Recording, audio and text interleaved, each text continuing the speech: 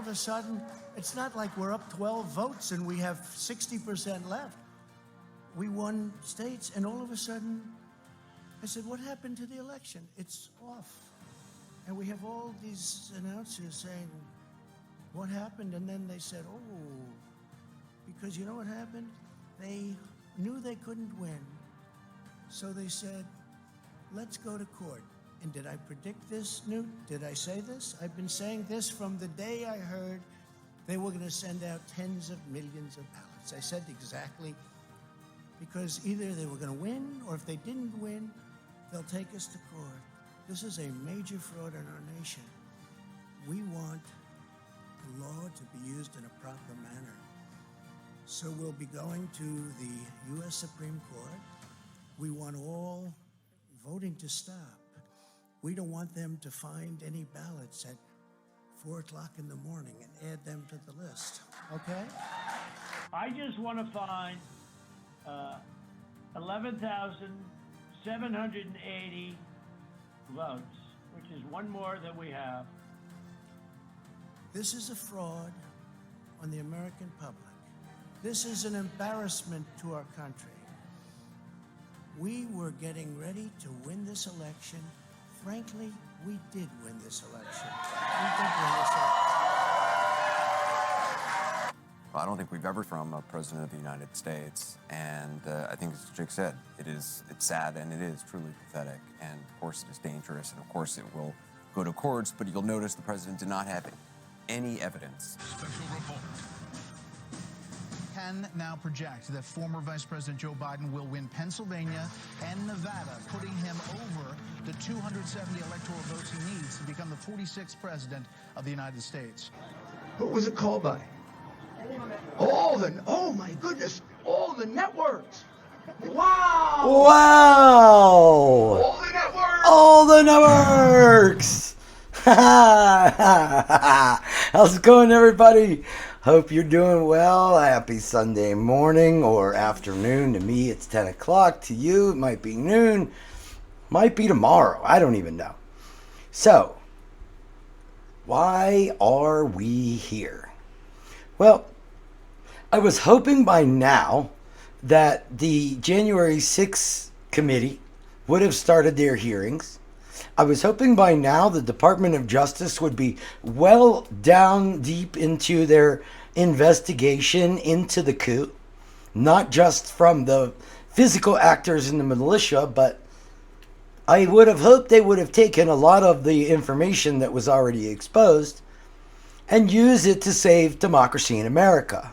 Well, it's obvious that that's not where we're headed at the moment. Maybe down the road, but at the moment, we don't have the local attorney generals. We don't have the state attorney generals. We don't have the Department of Justice. And even the January 6th committee hasn't started changing public opinion. So instead of waiting around with the information that I have and the research that I've done, I figured the only thing I can do is begin to find a creative way to expose all of the crime and how open and obvious this crime is. Part of the problem that I found with many people, there's so many working parts that it's hard to believe what actually happened. That if you haven't done the research, you don't realize how deeply involved the Department of Justice is. You don't realize how deeply involved and entrenched the Republican Party, the Department of Justice, the White House, and many, many others that were working actively to end democracy in America. So what I wanted to do was start from what I would call the beginning. Now, there was way more before the election. There's a lot of stuff to know that went on before the election. But to make this something that we can all kind of do together, I decided we're going to go week by week, starting the week of the election that happened on November 3rd, 2020. And we'll go 1 week at a time, following the events of each consecutive week leading up to January 6th. It'll be interesting as we do this because we have the benefit of hindsight. We already know what happens on January 6th, and we already know all the information that's available today. So by going back and looking at what happened in the past, we can look at it with fresh eyes. Because while it was happening, it was occurring in real time in our lives. This is a good chance for all of us to get together, to go back and take a look at the events week by week so that we can clearly see what's happened. So to start off this week, I have a video from Rachel Maddow that talks about how the votes are going to be counted. It explains why some of the counting is going to take longer in some states than other states. This was vital information that was known to everybody, but you'll see how it became useful to the propaganda wing of the Trump White House and of the Republican Party, and how they were able to use the timing to their benefit. It was predicted they were going to do this, and they did it, and let's get into it. So here's the first one. This is Rachel Maddow talking about how votes will be counted. Alaska's saying they won't even start to count ballots other than ballots cast on Election Day. So any absentee ballots, any mail-in ballots, Alaska isn't even going to start to count those ballots until a week after Election Day. Okay? So in individual states, like, they're not even, there's no expectation whatsoever that we're going to have quick results if the results are anywhere near close. But thinking about the presidential race, I mean, Michigan, Pennsylvania, Wisconsin, that trio of crucial states, on election night, experts are warning, they're trying to sort of raise awareness of the fact that the way the vote is going to be counted in those states, the expected partisan divide between an early vote that's likely to be heavily Democratic and an election day vote that's likely to be heavily Republican. Sorry. Sorry. I realize I need to put the headphones in. Sorry. Give me just a second so that the sound's not so brutal. What did I do with my headphones? Where'd they go? They were just here. Bear with me. There they are. Sorry about that. Rookie mistake. I had everything else prepared but that. Okay. Let's see. All right, so let me do that again. We'll start over. Sorry about that. Little snafu. Alaska's saying they won't even start to count ballots other than ballots cast on Election Day. So any absentee ballots, any mail-in ballots, Alaska isn't even going to start to count those ballots until a week after Election Day. Right? So in individual states, like, they're not even, there's no expectation whatsoever that we're going to have quick results if the results are anywhere near close. But thinking about the presidential race, I mean, Michigan, Pennsylvania, Wisconsin, that trio of crucial states, on election night, experts are warning, they're trying to sort of raise awareness of the fact that the way the vote is going to be counted in those states, the expected partisan divide between an early vote that's likely to be heavily Democratic and an election day vote that's likely to be heavily Republican, experts are warning that particularly when looking at the crucial tier of northern battleground states, Pennsylvania, Michigan, and Wisconsin, experts are warning that when the first results are released after polls close on election night from those states are likely to look better for Trump on election night than how. So you can see right here, she's already starting to explain which states are going to look good early and then there'll be a comeback for Biden, and which states will look good for Biden early and then probably be a comeback for Trump. How they are going to turn out in the end, because the Republican-leaning votes are likely to be tallied first. Now, there's a few other potentially important states where that same dynamic might be at work, in Virginia, for example.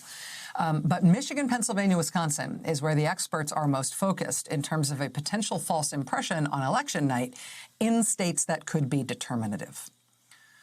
Of course, it's also why President Trump is now constantly insisting that the winner of the election must be declared on election night. Yeah, before all those other pesky ballots are counted, that might show a result that he doesn't want. Senate Democrats have just put out a short little guide. Interesting. I've never really noticed that sitting senators have done something like this before, but it's helpful, actually. And basically what they're doing here is they're trying to set expectations for what the election is going to be like as we, the voters, as we, the citizens, absorb information about the tally as it is taking place. They've called it counting votes and what to expect on Election Day. And they actually, I credit them, they actually spell it out sort of perfectly. Quote, "This year, we know that in some states, vote totals on election night might not give us a complete picture of who will win when all the votes are counted. Election experts warn that because this year a higher percentage of Republicans are voting in person, while more Democrats are requesting mail-in ballots, early vote counts that don't include many absentee ballots may create the false appearance that Republicans are ahead." President Trump's rhetoric indicates he may exploit this illusion and claim victory for himself, then falsely claim that there's massive fraud in mail-in ballots that have not yet been counted. This is exactly why I wanted to do this, because I think it's important for you to see all of this was knowable and projected. This is very clear. This is very clear that the Democrats were afraid of the exact fraud scheme that was perpetrated. You can see the news was aware of the exact fraud scheme that was perpetrated. It's weird how this amount of fear and knowledge didn't actually translate to society. Or reported. Some states are working to reduce the opportunity to undermine our elections in this way by reporting how many outstanding absentee ballots remain uncounted.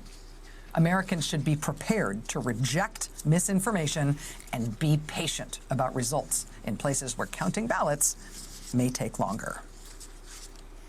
Be patient. Wow. Reject misinformation. I feel like we should all collectively get that same tattoo right now. If only there was a way to know this was going to happen. We prepare, right? We think ahead. And we absorb the hard truth that it is now too late to entrust your ballot to the post office, so you need to bring it in person. We absorb that information, we plan accordingly, and we act. And we absorb and maybe even explain to others that it doesn't mean something's wrong if we don't have anywhere near a definitive result on election night in terms of who's going to be the next president. It doesn't mean something's wrong if the results we do have on election night only reflect which votes have been counted first, and that's likely to give those early night one results a partisan tilt one way or the other, depending on which states picked which votes to count before the others. That's okay. Be patient. There's nothing wrong with that system. We've all got to be patient, though. It's going to take a while.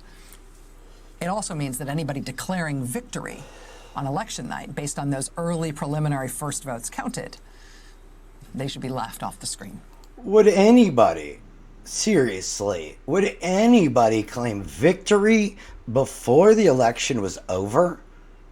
And if you were able to predict that somebody would claim victory before the election was over, well, what does that say about their fraud scheme? And what does it say about anybody that freaking falls for that fraud scheme?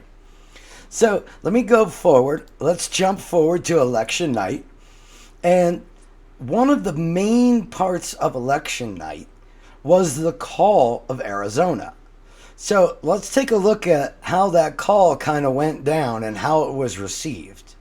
Oddly, it's weird to have people push back when a call has been made because their candidate didn't win. The Fox News Decision Desk is calling Arizona for Joe Biden. I think a lot of people still aren't totally sure about Arizona either. Some people think that may have been called a little too early. I'm not certain I disagree with the call, but I think maybe it's a little premature. Okay, this is propaganda right here. This is propaganda. So this is something that the right wing does a lot. They reluctantly tell you the truth, followed by speculating that what the lie could be that you could believe. That may have been called a little too early. I'm not certain I disagree with the call, but I think maybe it's a little premature. I'd be careful to understand how many more votes are out there. I'm confident the desk is doing that. I'd be careful to find out how many votes were out there. I'm sure the desk is actually doing that.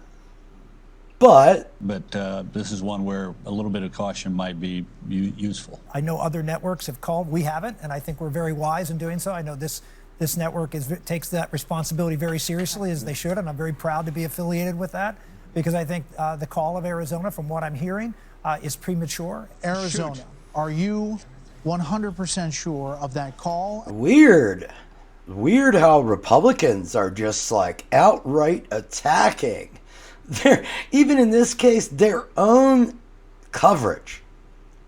We call Arizona, but are you sure we can call Arizona? Unbelievable. It's also weird how coordinated of a message it was.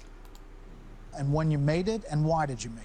Absolutely. We made it after basically a half hour of debating. Is it time yet? Because it's been clear for a while that the former vice president is in the lead in Arizona and was most likely to win the state. It has been in the category that we call knowable but not callable for about an hour. Okay. So then after that evening goes off, late at night, does this tell me what time? No. Late at night, Joe Biden comes out before Trump and decides this is the speech that he wants to give, because nobody has said anything. So Biden comes out and gives this speech.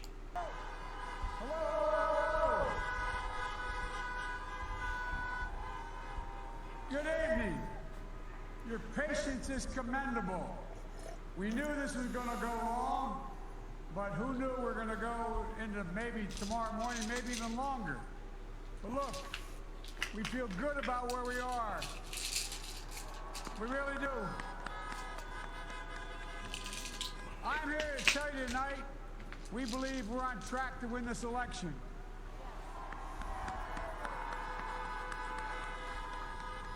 We knew because of the unprecedented early vote and the mail-in vote, it was going to take a while. We're going to have to be patient until the hard work of tallying votes is finished. And it ain't over till every vote is counted. Every ballot is counted.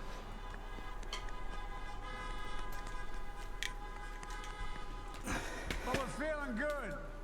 We're feeling good about where we are. We believe one of the nets has suggested we've already won Arizona, but we're confident about Arizona. That's round. We also just called it from Minnesota, and we're still in the game in Georgia, although that's not one we expected. And we're feeling real good about Wisconsin and Michigan. And by the way, Now, just to notice, I mean, we remember, but you notice all the horn honking. You notice that Dr. Joe Biden has a mask on, and that COVID is actually a thing that's going on. In fact, it was raging around this time. hey, it's going to take time to count the votes. We're going to win Pennsylvania. I've been talking to folks in Philly, Allegheny County, Scranton, and they're really encouraged by the turnout and what they see. You know, we can. What's going on? But it may take a little longer, as I've said all along. It's not my place or Donald Trump's place to declare who's won this election. True. All right, I don't know what's going on. Hold on.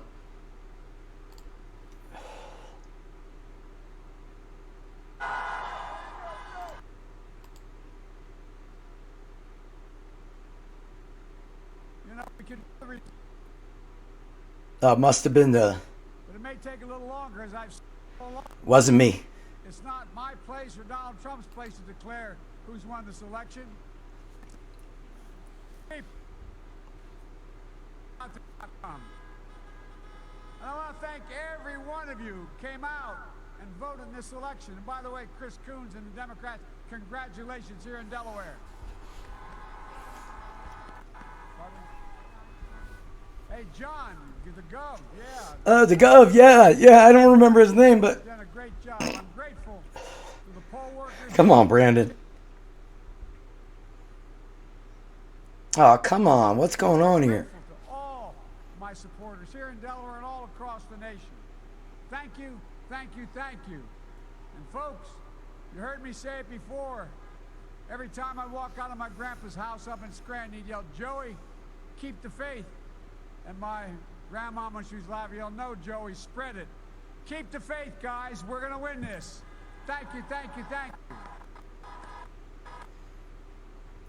you. Okay, I can't stand that. It's not working. I don't know why. Okay, so then, after that speech, the other guy came out and pretty much began the fall of American democracy as we know it today. Let's look back and take a look at what the former president, what the ex-president had to say on the night of the election after Arizona had been called against him, and it was still completely up for grabs, and no network anywhere had called the election. So let's go back and look at what Trump had to say that night. Well, thank you very much. Thank you. Thank you very much. Please, Sid. Thank you. This is without question the latest news conference I've ever had. Thank you. I appreciate it very much. And I want to thank the American people for their tremendous support. Millions and millions of people voted for us tonight. And a very sad group of people. So what a stark contrast. So Biden was following COVID safety, keeping everybody separated, keeping people at a distance, caring about their actual lives. While Trump has everybody packed into this room, there's not a single mask in the room.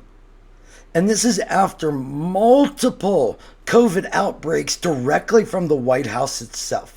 So they learned absolutely nothing to join together in this show that you see here. Trying to disenfranchise that group of people, and we won't stand for it. We will not stand for it.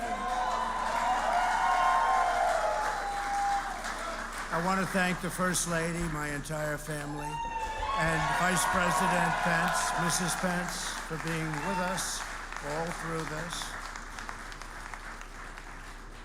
And we were getting ready for a big celebration. We were winning everything, and all of a sudden it was just called off. The results tonight have been phenomenal, and we are getting ready. I mean, literally, we were just all set to get outside and just celebrate something that was so beautiful, so good. Such a vote, such a success. The citizens of this country have come out in record numbers. This is a record. There's never been anything like it. To support our incredible movement, we won states that we weren't expected to win. Florida, we didn't win it. We won it by a lot. And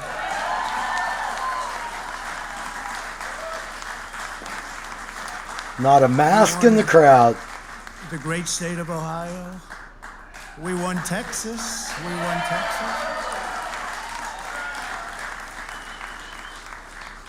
We won Texas by 700,000 votes, and they don't even include it in the tabulations. It's also they don't even include it in the tabulations.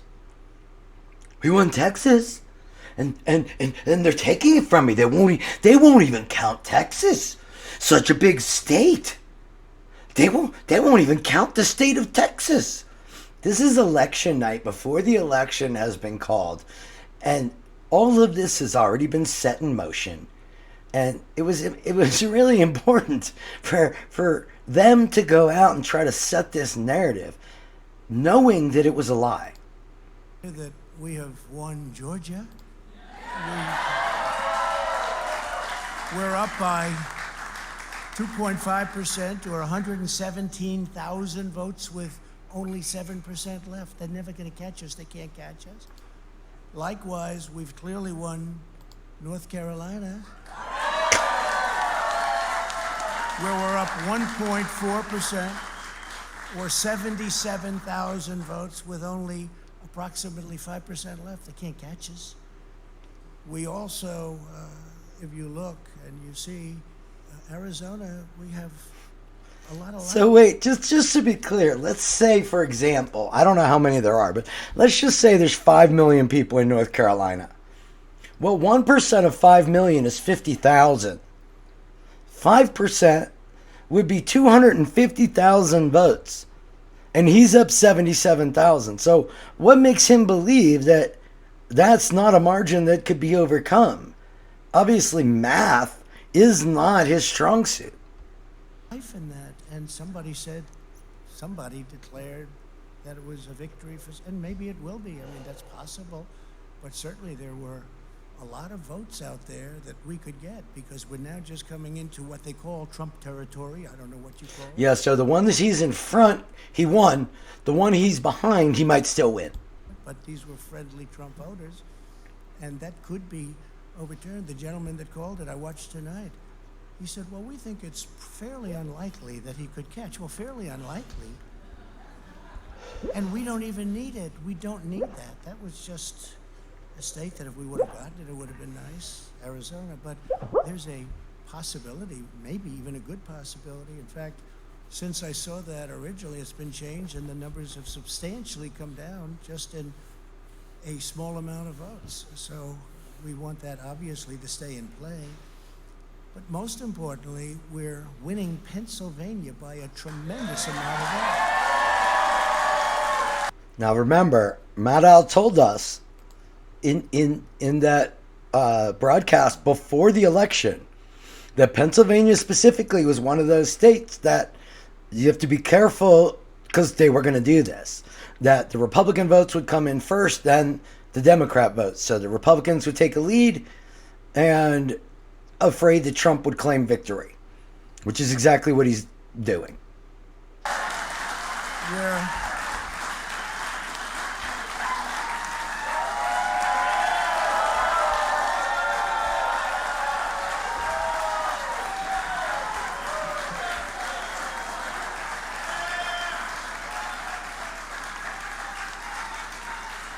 We're up 600. Think of this. Think of this. Think of this. We're up 690,000 votes in Pennsylvania. 690,000. These aren't even close. It's not like, oh, it's close. With 64% of the vote in, it's going to. That means 36% of the vote is still not counted. And that's the 36% that Biden's projected to win 85-15 or 9-1. Be almost impossible to catch. And we're coming into good Pennsylvania areas where they happen to like your president. Oh, second, we're coming into Trump Town. So we'll probably expand that. We're winning Michigan, but I'll tell you, I looked at the numbers. I said, whoa. I said, wow, that's a lot.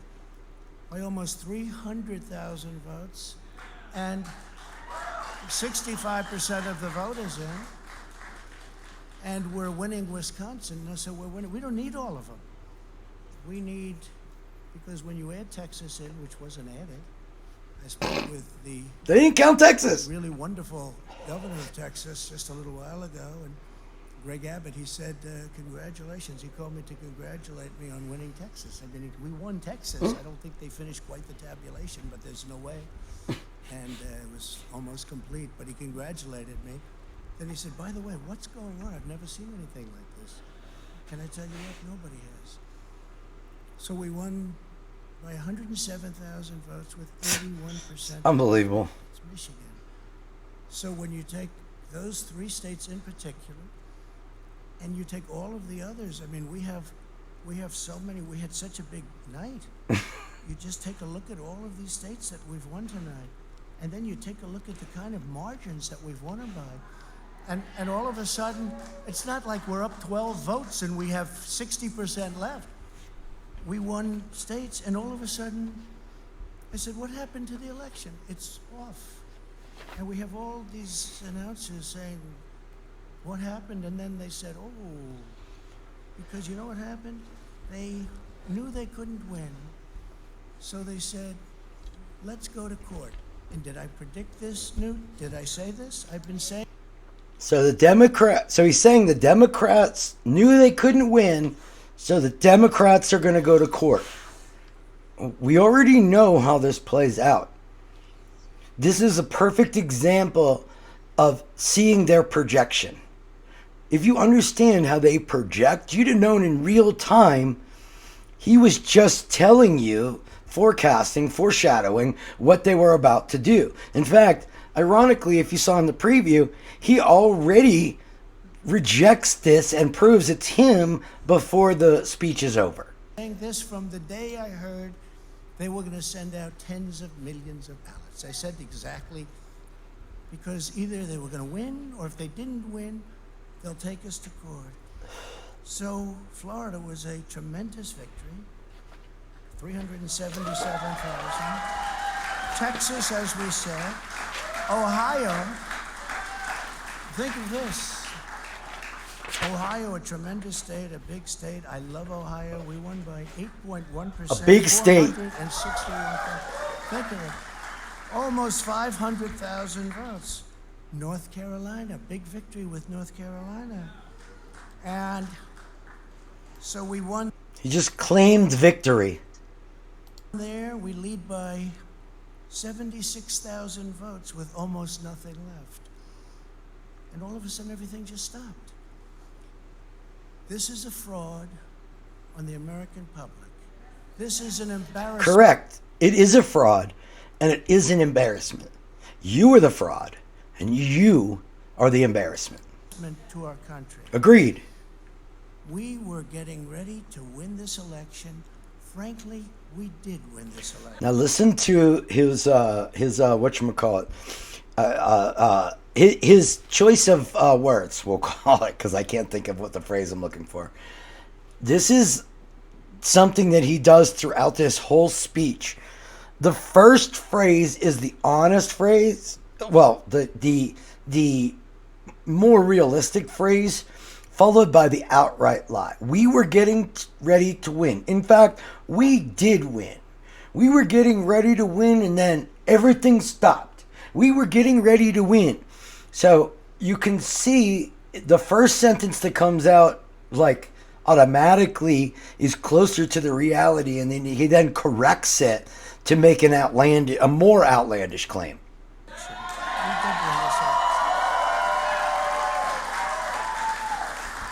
So our goal now is to ensure the integrity for the good of this nation. This is a very big moment. This is a major fraud in our nation. We want the law to be used in a proper manner. So we'll be going to the U.S. Supreme Court.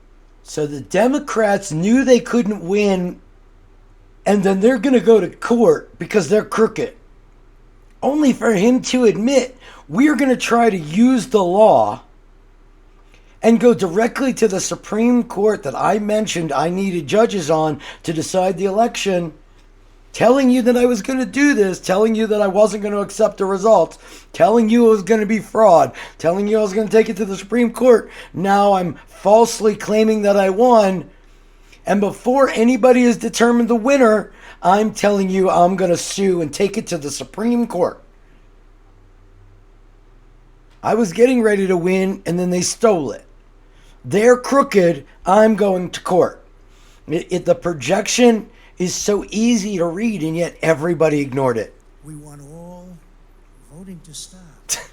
We don't want them to find any ballots at 4 o'clock in the morning and add them to the list. I just need you to find me 11,780 votes, which is one more than we have. Okay? It's a very sad moment. To me, this is a very sad moment. Agreed. We will win this, and as far as I'm concerned, we already have won it. So I just want to thank you, and I want to thank all of our support. I want to thank all of the people that worked with us, and Mr. Vice President, say a few words, please. Now watch how much more measured Pence is.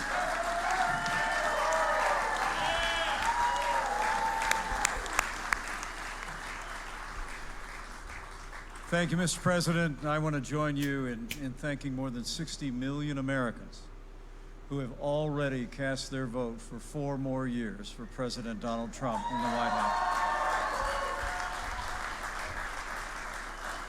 And while the votes continue to be counted, we're going to remain vigilant, as the President said. The right to vote has been at the center of our democracy since the founding of this nation, and we're going to protect the integrity of the vote. Bullshit. But I really believe with all of my heart, with the extraordinary margins, Mr. President, that you've inspired. What a mealy-mouthed weasel. He can't even put himself in the election that he's part of. It's all about fealty to the naked emperor. President Trump, thank you for allowing me to lick your boot while we go ahead and you try to steal the election and then you send people to come hang me. Thank you, Mr. President. In the states that you just described, and the way that you launched this movement across the country to make America great again, I truly do believe, as you do, that we are on the road to victory and we will make America great again. Oh, wait, are you on the road to victory? Because Trump said you already won. Thank you, Mr. President. Okay, what a diverse group of unmasked white people spreading COVID and hate. All right, so what happened after that absolutely dictatorial conference, which had somebody in another country done that, we'd be worried that their democracy was falling.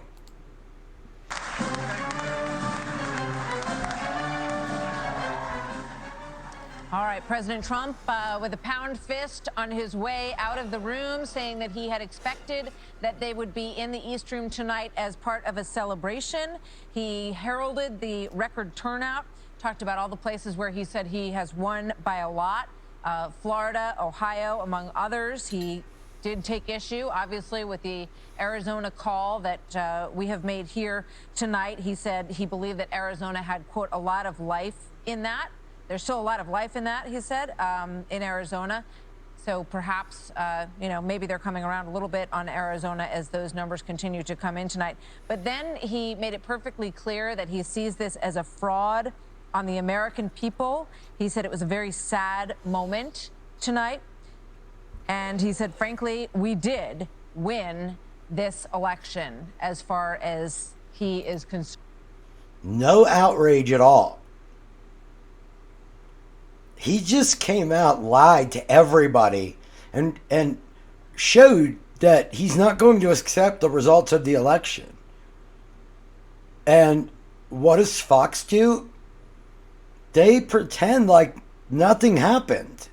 Imagine if Biden would have gone out and said, I won! It's over! They'd have gone nuts. But their naked emperor goes out and he says, I won, everybody's cheating. And they're just like it's actual news. President said everybody's cheating. President said the Democrats are eating babies and drinking adrenochrome. And President said Hillary Clinton is a reptile. We can't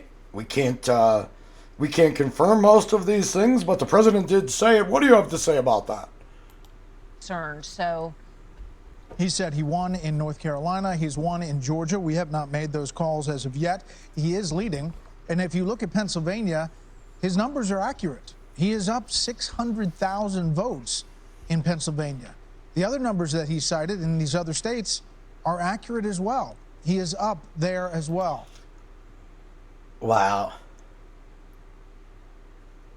No pushback at all. They're actually trying to run cover. In Arizona, he is trailing by about 150,000, 155. which is more than the margin of that he's winning in North Carolina. There you look at the numbers in Arizona. And again, we've made that call. But the president defiant, saying that this is an effort to steal the election and that, frankly, quote, we have already won this election. Vice President Pence was a little bit more retrospect in how he said it. The counting continues, he said, and will continue to make America great again. Chris Wallace. And he also said we're on the road to victory, not that we've won. Mike Pence did. This is an extremely flammable situation, and the president just threw a match into it. He hasn't won these states. Nobody is saying he's won the states. The states haven't said that he's won. This goes right back to what Joe Biden said, which is the president doesn't get to say that he's won states. The American people get to say it. Exactly. officials get to declare it. And I guess, and I don't know whether he literally means it, but he said, we will be going to the Supreme Court because we want all the voting to stop. Well, voting to stop, yes, but vote counting? You know, or these states by state law all have the opportunity, and states routinely are unable to count votes by election night or early into the morning of the day after the election, and it goes on for days. Now, there may be a question as to how long you can continue to accept ballots, but there's no question that all these states can continue to count votes for days. They don't have to certify for weeks who has won the state. That was what happened in Florida back in 2000. So I don't know if he literally meant that he's going to try to stop the counting of the vote, but I would think that that would be extremely inflammatory, and frankly, I don't think it's something that the courts would allow. Dana, but he was also saying we don't want them to find votes in Pittsburgh or any other part of Pennsylvania. Yeah, that all of a sudden you're going to find 100,000 votes that just happen to be in some trash can behind. I think that's what he was. I don't like to talk on people's looks, but she normally looks more put together than that. She looks like she's been up for like 72 hours. Talking about, but you know, Ben Shapiro, who voted for the president, He just burped. I'm sorry. Happened to be in some trash can behind. I think that's what he was talking about. To find Pittsburgh or any other part of Pennsylvania. Yeah, that all of a sudden you're going to find 100,000 votes that just happen to be in some trash can behind. I think that's. Why would you say that? Trump just came out, speculated fraud like he's been speculating for months, lied, and you're saying, well, I mean, it's legit. Like, we don't want to find 100,000 ballots in a dumpster. What are you talking about? How would 100,000 ballots be in a dumpster somewhere? You're making stuff up to cloud whatever narrative you can cloud to run cover for stealing the election, which is an embarrassment to America. What he was talking about, but you know, Ben Shapiro, who voted for the president and supports the president, he tweets just now, no, Trump has not already won the election, and it is deeply irresponsible for him to say that he has. President Trump had some amazing victories tonight that he can take credit for on the Republican side of things. Look at this, that the United States Senate is likely to watch what she just did. She just said Trump, she quoted somebody saying Trump didn't win, and then goes on to talk about victories. This is exactly what we talked about with Karl Rove, where he says, this isn't really true, but you never know, blah, blah, blah. And this is the reality, but you never know, blah, blah, blah. And she goes, well, we don't want to find 100,000 votes.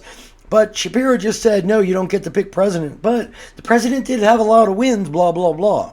Republican hands. The House races I mentioned just beforehand, not only winning in some of those swing districts, but a lot of the women that were back. And that has nothing to do with Trump or this conversation. The congresswoman from New York. They have so many things that they can talk about and be proud of tonight. And to say in a posture of, I'm convinced we're going to win. I believe that these races are going to be called for me and for us and for our movement.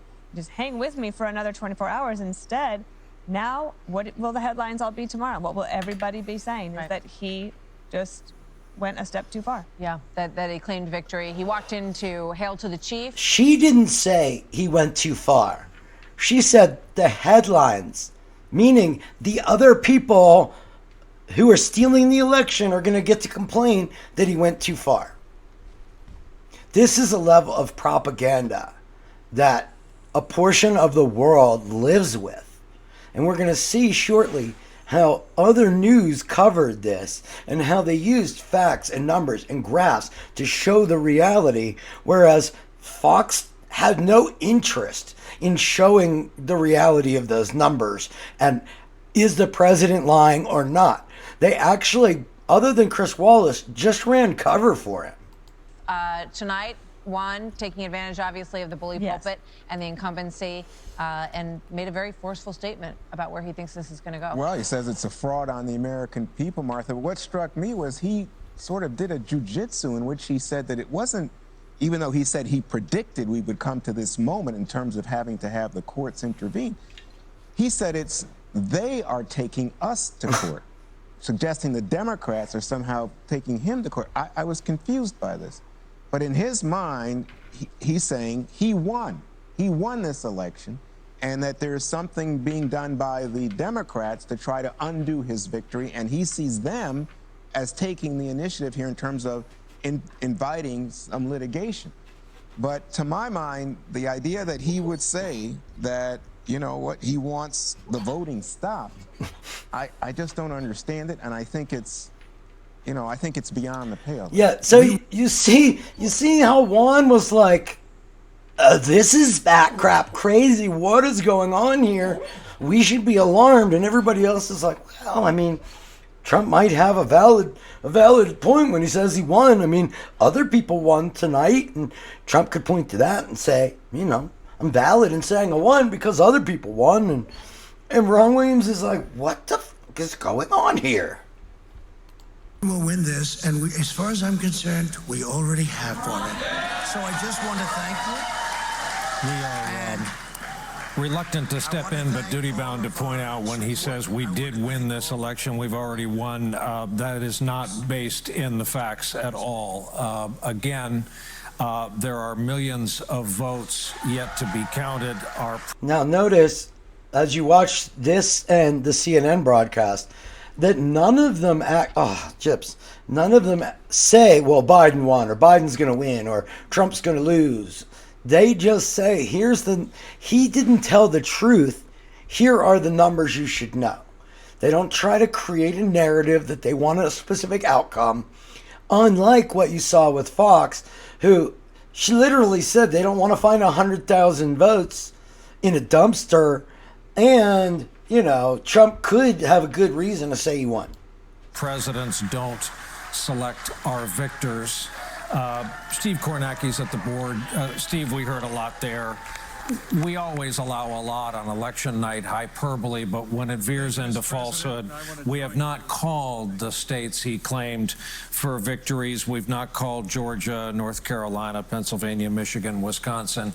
I wonder if you could fill in some of the blanks on the truth.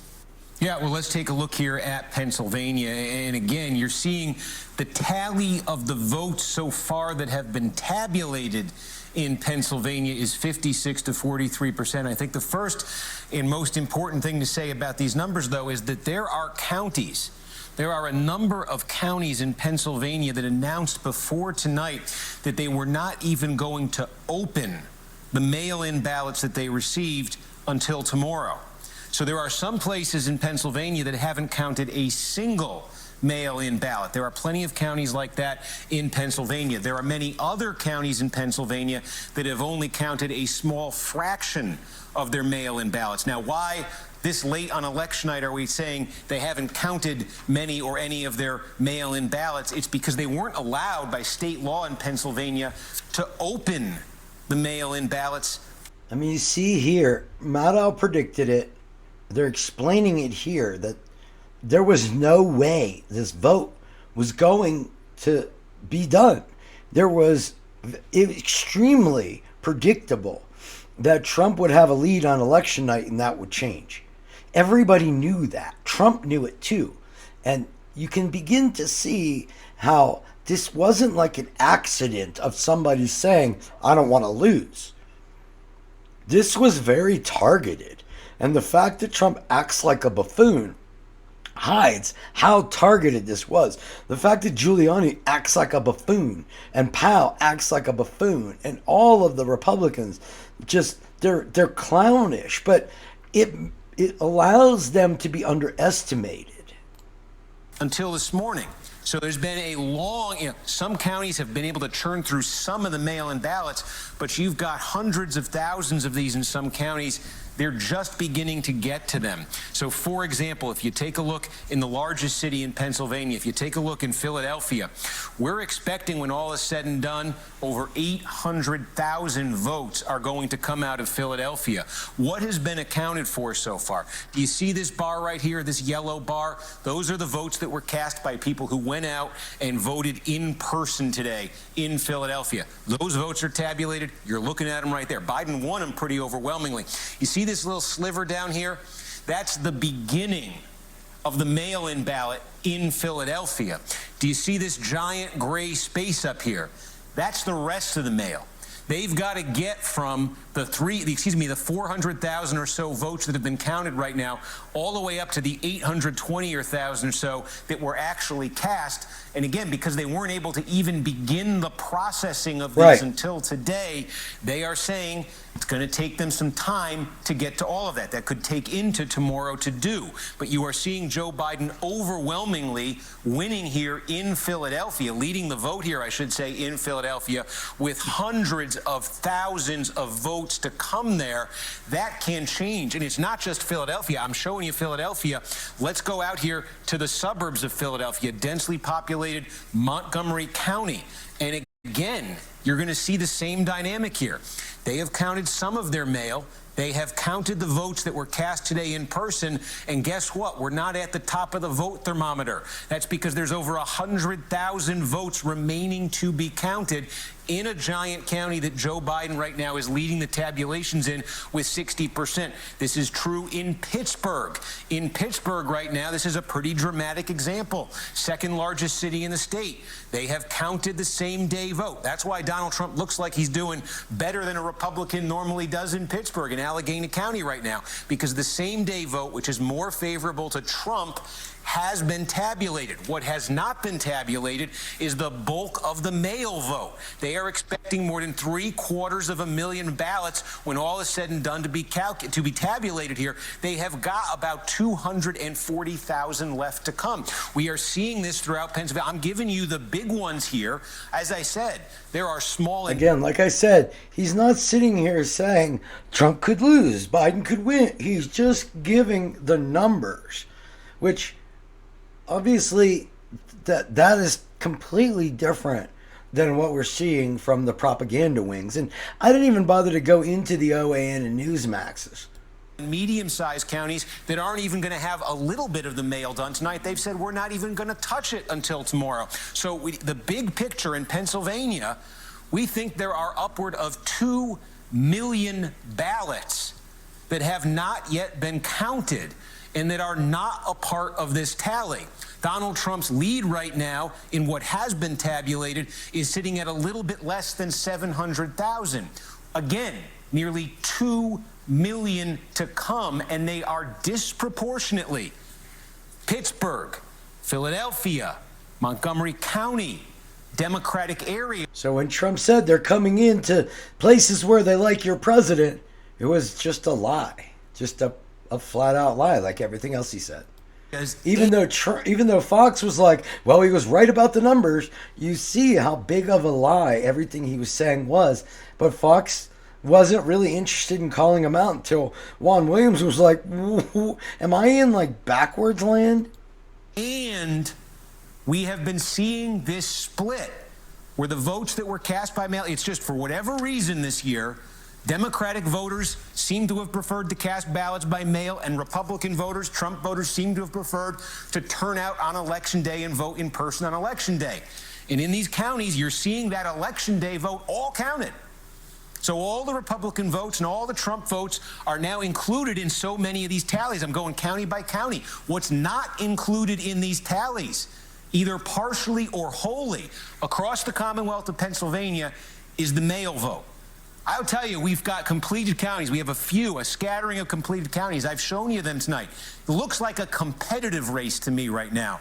It doesn't look like a race anybody could call. Yeah. We have never seen really, other than, I don't think we've ever seen anything like this from a president of the United States. And I think, as Jake said, it's sad and it is truly pathetic. And of course it is dangerous, and of course it will go to courts. But you'll notice the president did not have any evidence presented at all. Nothing. No real. If you can't see Fox as the propaganda wing of the GOP based on how different people took somebody trying to begin to install himself as a dictator, win or lose, that it wasn't alarming at all to the right wing. They're like, meh. But to everybody else in America, they're like, whoa, did Trump just show that he's not going to concede and we're not going to have like a a peaceful transfer of power? Real actual evidence of any kind of fraud. Talked about people putting up papers in windows. He talked about things that he'd seen on the internet.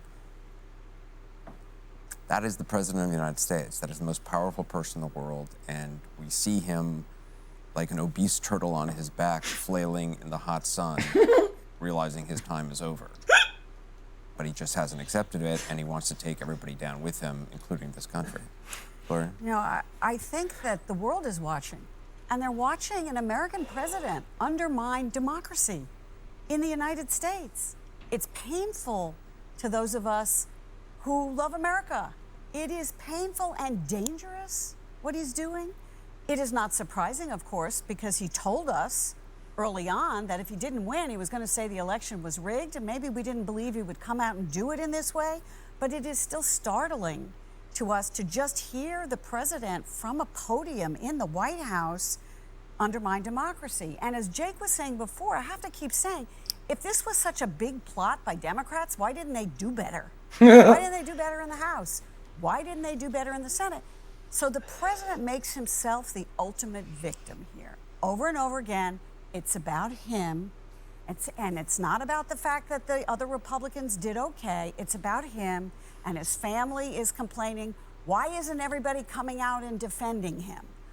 Why isn't Lindsey Graham coming out and defending him? Because a lot of Republicans, it is time for them to say enough is enough. Rick Santorum. Was it time for them to say enough is enough? Is that what they did? Is that how this played out? Did Republicans come out and do what was best for America and American democracy? Even the ones that won in states that Trump lost, did they come out and stand up for American democracy? No Republican elected official is going to stand behind that statement. Really, Rick? That didn't age well. That didn't age well at all, did it, Rick? Did it, Ricky? Little Ricky. Rick Santorum. No Republican elected official is going to stand behind that statement. Say what? Rick Santorum. No Republican elected official is going to stand behind that statement. Say huh? Rick Santorum. Say huh? No Republican elected official is going to stand behind that statement. I mean, none of them will. Really? Boy, was he wrong. That aged like sardines in the sun. No wonder he's not on CNN anymore. He doesn't get anything right. They will stand behind elements of that statement. They will stand behind his comment about the polling and how you could make the argument that it was suppression and dishonest. I mean, you can stand behind the lack of transparency when it came to allowing the votes to be He can't help himself. There's evidence of that, and he provided some evidence. He of that. can't help There's certain himself. Things they will stand behind in that statement because they reflect reality. But much of that statement was not factual and was at times incendiary and not something that President of the United States should say or any elected officials. You said unless you have evidence to prove it, and at this point in time we don't, and we won't until there is an investigation. As to what Look at happened. that! Look at him running cover. 100% false accusations, and he's on CNN running cover. I got to tell you, I sat there and I listened to him talking about the votes being taken away from him, and then he shifted to Arizona and said, "Hey, I'd win this thing if they count the votes." Well, how can you say, well, we have to wait and count the votes in Arizona, and I can win this thing? We're making it, but if you count the votes in Philadelphia, you're stealing them. The reality is, in Pennsylvania, Democrats voted by mail and Republicans voted by in person, and it's because you asked them to do so. And so I think most people, hopefully, I just encourage people to listen, because I know there's a lot of people who think this election is stolen. A lot of people think there is fraud. And you know what?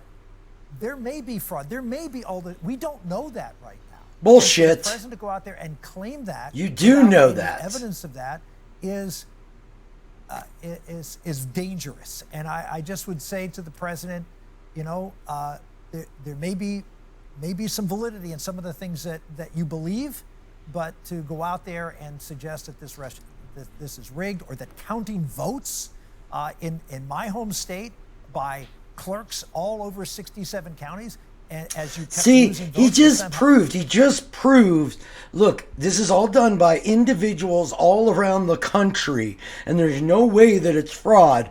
After he was just saying, well, there might be fraud. You never know. We're going to need an investigation. We're going to have to look into it. Yeah, but we know there's no fraud. He sat there and said nobody will stand behind it, and then did the thing. He did the thing. Nobody's going to stand behind this, but you're not allowed to say, don't do this, but do this. But there may be some fraud. How rigged? No. He did the thing. Voted by mail. That's why your lead went away. Had they voted in person, you would be in the same position we are right now. So, it's just it's very disappointing. I think shocking at times to hear the president say the things that he said, and I'm hopeful that that Republicans will stand up at this moment and say what needs to be said about the integrity of our election. Be tough, fight. I want him to fight. I want him to make sure that this election was held. You want him to fight. See, it's a fair election, but I want him to fight to make sure it was fair. But like, I know in Pennsylvania there's no fraud, even though he talked specifically about fraud in Pennsylvania. And I know it's not fraud in Pennsylvania, but I want him to fight for the fraud and like really don't concede and fight for the fraud. But like, there was no fraud, but he needs to fight about the fraud. Fairly, but I don't want him to draw these conclusions when he doesn't have the evidence to back it up. Well, I just want to thank you for what you just said. Bullshit. First of all, it's not an easy thing to say, given the. But I just want to just say, as a dad, as an American, as a Democrat, as a human being, I appreciate you saying that. I hope that other Republicans will also stand with you. You're right. You've been all night. There are some things that you guys don't like, and you want to fight on those narrow issues. But to have the President of the United States take that position that he took, I think is very dangerous. But it's comforting to me that our system is holding. People are still counting these votes. We're still moving forward, and I just want to say I appreciate you saying that. The governor of Georgia is going to count these votes. The governor of Arizona is going to count these votes. I mean, they're Republican governors. As is the Secretary of State in Georgia, I believe. Yeah, and the Secretary of State. So, look, So what do other Republicans do? And what does a Mitch McConnell come out and say? What does... Mitch McConnell's going to say what Mitch McConnell said today. We're going to count the votes. And that's what every Republican is going to say. The votes in Pennsylvania. The Republicans said all the way to December, 14th, 15th. Well, you know, like, there might be fraud. You have to keep looking. You have to keep looking. It's not over. It's not over. It's not over. You were so wrong here. By a magnitude of everything you said, you were wrong. Pennsylvania need to be counted. People voted. You have to count their votes. And if there are instances in which we find some sort of fraud or some sort of shenanigans or whatever. Shenanigans that are being played, you investigate them, you get to the bottom of them, and if they're substantial, I mean, there's this claim running out there that there's 130,000 votes, and the president referred to it, that came out of nowhere in Michigan. Okay, if that's true, prove it. Go out there and find find it and do it. And if it's true, then you got a serious problem. No, see, no. That's not how it works, Santorum. You don't make a wild claim and then go out and prove it. You have evidence and then you make the claim. You're literally saying it's okay to do propaganda on election night and lie. As long as you can then go out and get proof. No, you get proof and then you talk about it. Propaganda is when you make a lie and then you go back and try to find evidence. That's propaganda. And then we attack it. But counting absentee ballots and counting mail-in ballots is not fraud. Well, let's be clear. The president believes that an election is fraudulent when he does not win. Mm-hmm. That is what he believes.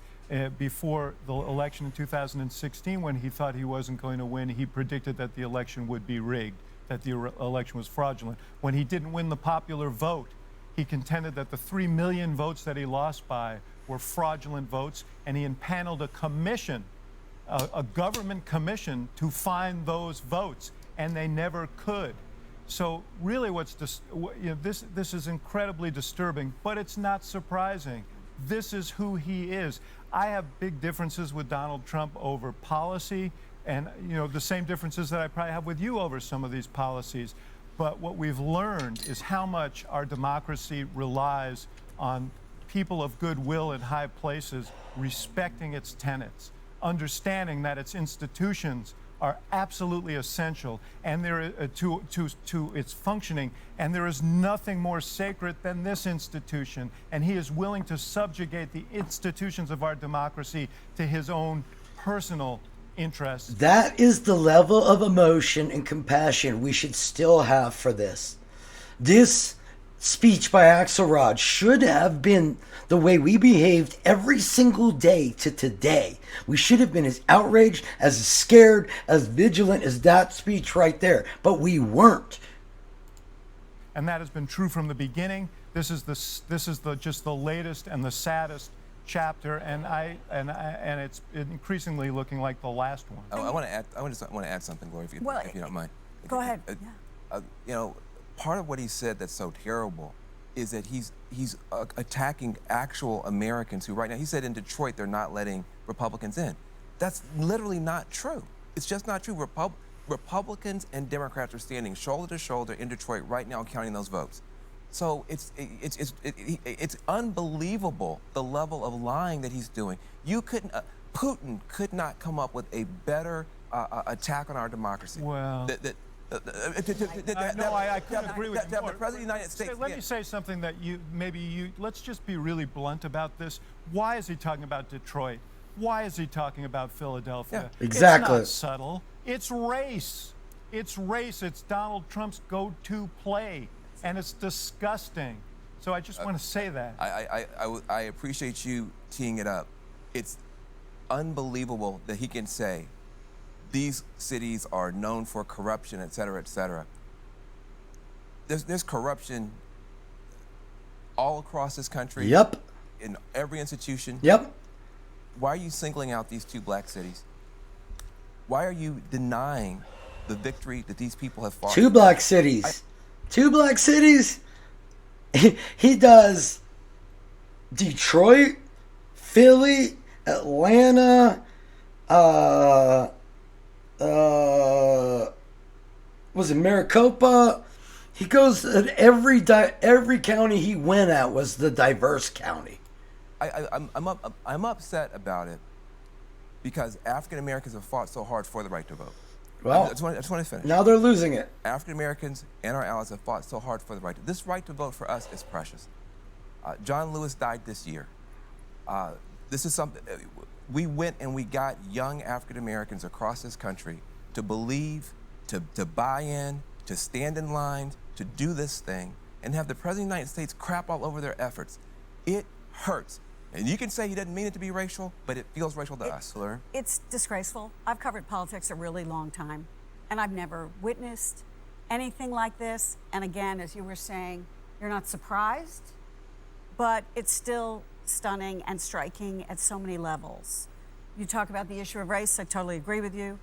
But it's watching a president who is unable to accept loss or potential loss, defeat. Losing is for suckers. Remember that? If he can't accept it, so he has to find a way to undermine the process that has him losing. And the process that has him losing is democracy. How can you do that when you are President of the United States? Again, not surprising, but just shocking and very sad. Arizona is one of 17 states that. So that's what you saw go on election eve, which obviously the counting continued.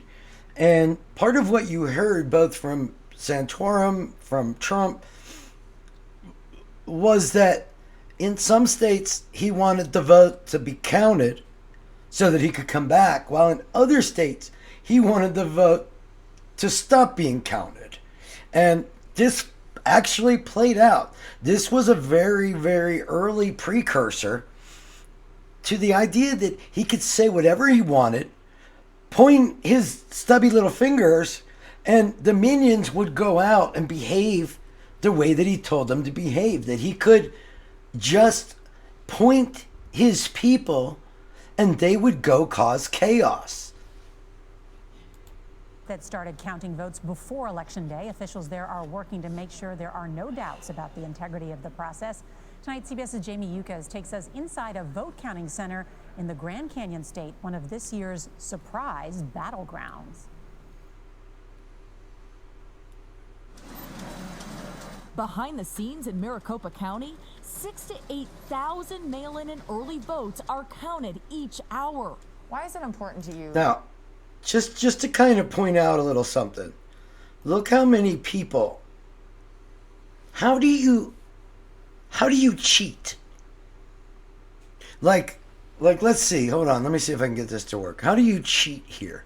Do you get like one of these people to lie? Like just this person? Do you have like a cluster of people that are all cheating? What is it that you do in a setup like this where you can cheat? Who is the cheater here? Like, what specifically do you do? How do you get an extra 200,000 votes? What is it that you would do exactly? What is the process you would go through? And this is where, like, the way the news covered this sucked. Because they should have been breaking this down constantly. They could have followed. This is what a ballot goes through. Who would be the one to cheat? How would they cheat? How would they do that all across the country? If there was no observer, how would they cheat on the recount? What is the observer for? And none of this was done. Why is it important to you that there is so much transparency? It's really important so that voters see the whole process. Transparency and security. Once ballots are run through these machines, they're transferred to a secure server behind locked glass doors. It's a system designed to defend against any outside interference. Is there any way someone could hack these results? They wouldn't be able to hack it because none of it is connected to the internet. Wait, what? What did she say? What? Hack these results. They wouldn't be able to hack it because none of it is connected to the internet. They wouldn't be able to hack it because none of it is connected to the internet. Oh, isn't that interesting? So China didn't hack a thermostat. Didn't hack a thermostat to mess around with the count, even though there's paper backup ballots. See, if the news would have focused constantly on explaining how votes get counted and how the process works, then it would have been easy to dispel a lot of these narratives. You just do it with the right amount of outrage, but that's just not what happened. They've been counting ballots for 2 weeks. Tonight, voters across the country can watch their own so-called ballot cams. Like Arizona, other battleground states started counting early and should have totals back tonight. But in Pennsylvania, Michigan, and Wisconsin, results could take days. Officials here say their biggest job is reassuring voters. We're doing everything possible to make sure that we have a safe, a secure, and accessible election. And yet, the President of the United States, the person who is ultimately in charge of overseeing the election, the person responsible for ensuring the American people that the election was free and fair, that person in charge of the election is claiming other people who are not in charge of the election are causing fraud. So if the election is fraudulent, then doesn't that mean Trump is the least competent president at running an election, and therefore should be disqualified simply for that reason? That if the Democrats were able, under the nose of the president, while the president's in charge of the election, if the Democrats were able to steal the election out from under him, state by state by state, doesn't that simply mean he's a terrible president? Why doesn't anybody understand that if the 2020 election was the most fraudulent election in history, then Trump oversaw the most fraudulent election in history and is not qualified to be the president? Simple.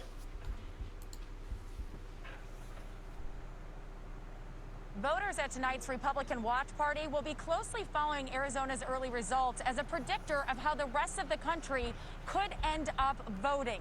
This state has only voted for a Democrat for president once since 1952. Nora? All right. Jamie. So that was before the election actually was starting to count, but I wanted to show that to show this is how easy it would have been to dispel these things on election night themselves. Instead of complaining and hypothesizing like we saw all three of the news networks do, they could have gone directly to, this is how votes are counted. The idea that voter fraud is, I mean, Axelrod was the closest one where he's like, look, he did this in 2016. He does it every time. He's a stone cold liar, and this is just another lie. How they have just shown a report like this that says this is how it works, calling fraud in all these states and counting the votes like we just saw as somehow fraud, even though we showed you before the election that this is what was going to happen. Well, then we need to really look into why this man would be saying this. So, what happened? What were the results of Trump going off the deep end?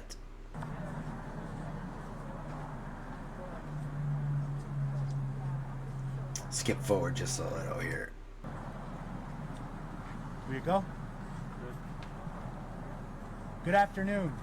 I'm Joe Gloria, Registrar of Voters in Clark County, Nevada. Thank you for being here this afternoon. The purpose of bringing you here today is to give you some information related to when we'll be able to report accurate numbers as to what we've received on election day through the mail and also through our mail ballot drop-off boxes. We are working feverishly to get all of that counted so that we can make an accurate report.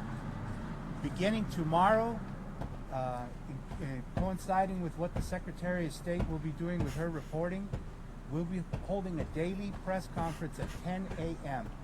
I don't know if you can hear the thumping. My dog's dreaming and he's pounding on his bed. From now until we're done with the counting process. We're doing this in an effort to provide transparency and to give the media an opportunity to ask any questions related to details for our mail ballot processing. As of yesterday, we've already read all of our early voting and all of our election day in-person voting. So what we have left now is to process provisional ballots, electronic ballots that were sent to overseas voters, electronic ballots that were processed for disabled voters, and also some special ballots for new residents. Again, tomorrow at 10 a.m., we'll be prepared to report all of the counts for what we received through the mail ballot drop-off, what we received in yesterday's U.S. mail, and today's U.S. mail. Every day after that, we should have reports at 10 o'clock giving you updates on all of those numbers, along with the number of ballots we've counted and how many ballots we anticipate we have left to count. And with that, if you have any questions, I'm happy to answer. Joe, at this stage, how many do you have left to count? As I mentioned, we are not prepared to give that number The now. Biden crime family stealing the election! The media's covering up! The Biden crime family stealing this election! The media's covering up! The Biden crime family stealing this election! The media's covering up! We want our freedom for the world! Give us our freedom, Joe Biden! Your Biden's covering up this election! He's stealing it!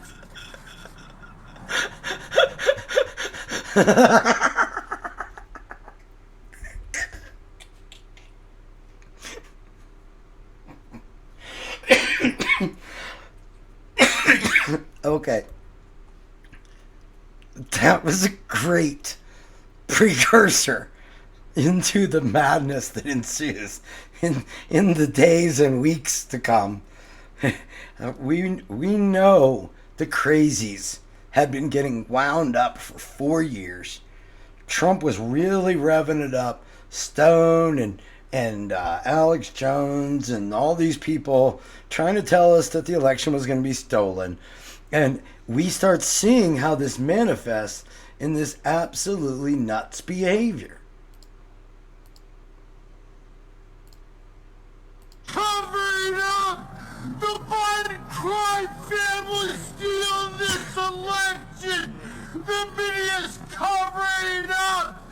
The Biden crime family steal this election! The media's covering up! We want freedom for the world! Give us our freedom, Joe Biden! Your Biden's covering up this election! He's stealing it! Where were we? What was the last question? I mean, come on now. Like, we just pretend that that didn't happen? This is the problem in America. You can't let this stuff fester like this. Yeah, he's got his right to free speech, but you can't just ignore the madness and pretend it's not happening. That's how it gets where it is now. How many ballots are outstanding yet to count? Tomorrow we'll have a number to give you as far as what we received in the U.S. mail. Okay, we don't need the rest of that press conference. So, it just gets worse. And the longer it took to count, the worse and worse it got. Now, it's weird how it's weird how city after city, whether it was we need you to count the vote or we want you to stop the count, people started showing up with more and more anger and more disdain and louder and louder. Great, Hank, thank you. On the national front, Michigan is not the only state that is drawing national attention. We know these battleground states that we've been talking about. All eyes are on them as well. Wisconsin, Pennsylvania. This is video of votes being counted in all three of the states that political pundits call the blue wall. So let's get to Tracy Potts with what we're learning about the results of this historic election. Vote counting continues at breakneck speed. It's more important that we do it right than meet artificial deadlines. We're pushing out the results as quickly as we can. We're not holding anything back. More than half of Pennsylvania's ballots had not been counted. Again, how do you cheat? Like what is it that they would be doing? Is somebody like are these like Manchurian counters where when the bell goes off they all just write down Biden's name instead? Are they all hypnotized like this was Now You See Me Too, and they're in Macau and they don't even realize it and this is just all fake? Like, what could possibly be done in city after city that would require the types of stuff that went on between this date and January 6th? It's just absolutely ludicrous. Overnight, including more than 200,000 mail ballots in Philadelphia. And while the votes continue to be counted, we're going to remain vigilant. Vice President Pence striking a different tone than President Trump early this morning. He called the election a fraud. We were getting ready to win this election. Frankly, we did win this election. Not What yet. a freak. Gaps remain in the electoral map today. Georgia still has thousands of suburban votes outstanding. Nevada warns we may not see their results before tomorrow. In Wisconsin, Joe Biden's lead is growing, but it's still too close to call. We're on track to win this election. It ain't over till every vote is counted. Every ballot is counted. It may be a while before America has an answer. We should be calm. We should I follow like the him. law. The elections don't end on the night that when people. I think that's Meacham. I think he has a book called On Tyranny, and it's a really easy read and a really good read that talks about the fall of democracy and what we personally can be doing. Maybe that's a book I'll read on stream someday. people want to go off the air and go to bed. This is not unusual in that sense. Politics with protests around the country, some peaceful. There were some arrests, businesses boarded up. America bracing for the worst with the people's choice still unknown. And President Trump is threatening to take this to the Supreme Court. Another big story tonight in Michigan and in several parts of the country. The count. In Detroit, counting took place at the TCF Center, where it was a chaotic scene at times. Election officials informed dozens of challengers that they could not re-enter the room due to it being at capacity. People pounding on the windows, shouting, "Let us in," and "Stop the count." News 8's Heather Walker was there for all of it. More than half of the eligible voters cast their ballots in Detroit this election, which meant a long 2 days of counting votes going through the night. Look at that. At one point, this was the scene outside of the room at the TCF Center where votes were being tallied. This moment happening shortly after this message was released from the Trump campaign, saying President Trump's campaign has not been provided with meaningful access to numerous. See that? He puts out a lie, and people angrily congregate to fight for the lie.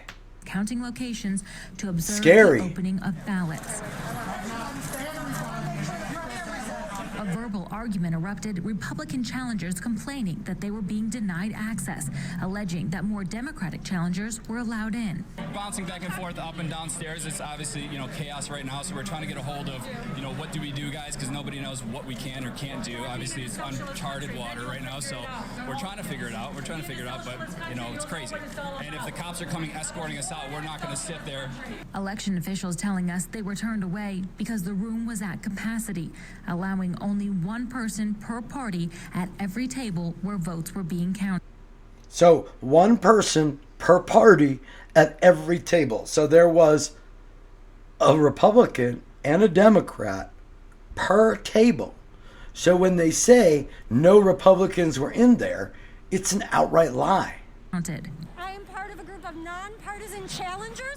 We've been here watching, unimpeded, watching the process, being able to see every aspect of it. And I have seen my counterparts from different partisan challenger organizations here observing every part of the process. Election officials covered some windows as the day went on, and police had to escort some challengers who they say refused to follow directions. Despite the commotions, the votes were counted. In Detroit, Heather Walker, News 8. So here's another angle of this. Detroit.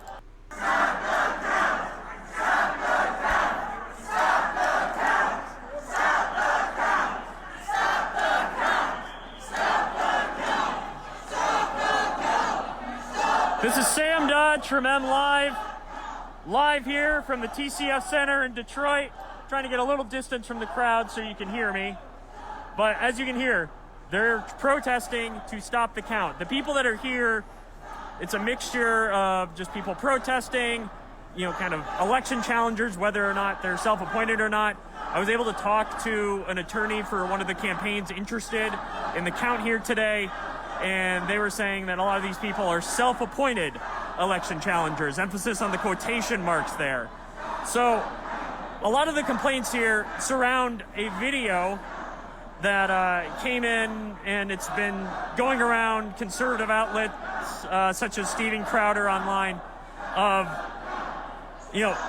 thousands, tens, hundreds of thousands of votes that allegedly appeared after the 8 p.m. deadline. Now, it's important to note, in the state of Michigan, any vote that arrives after 8 p.m.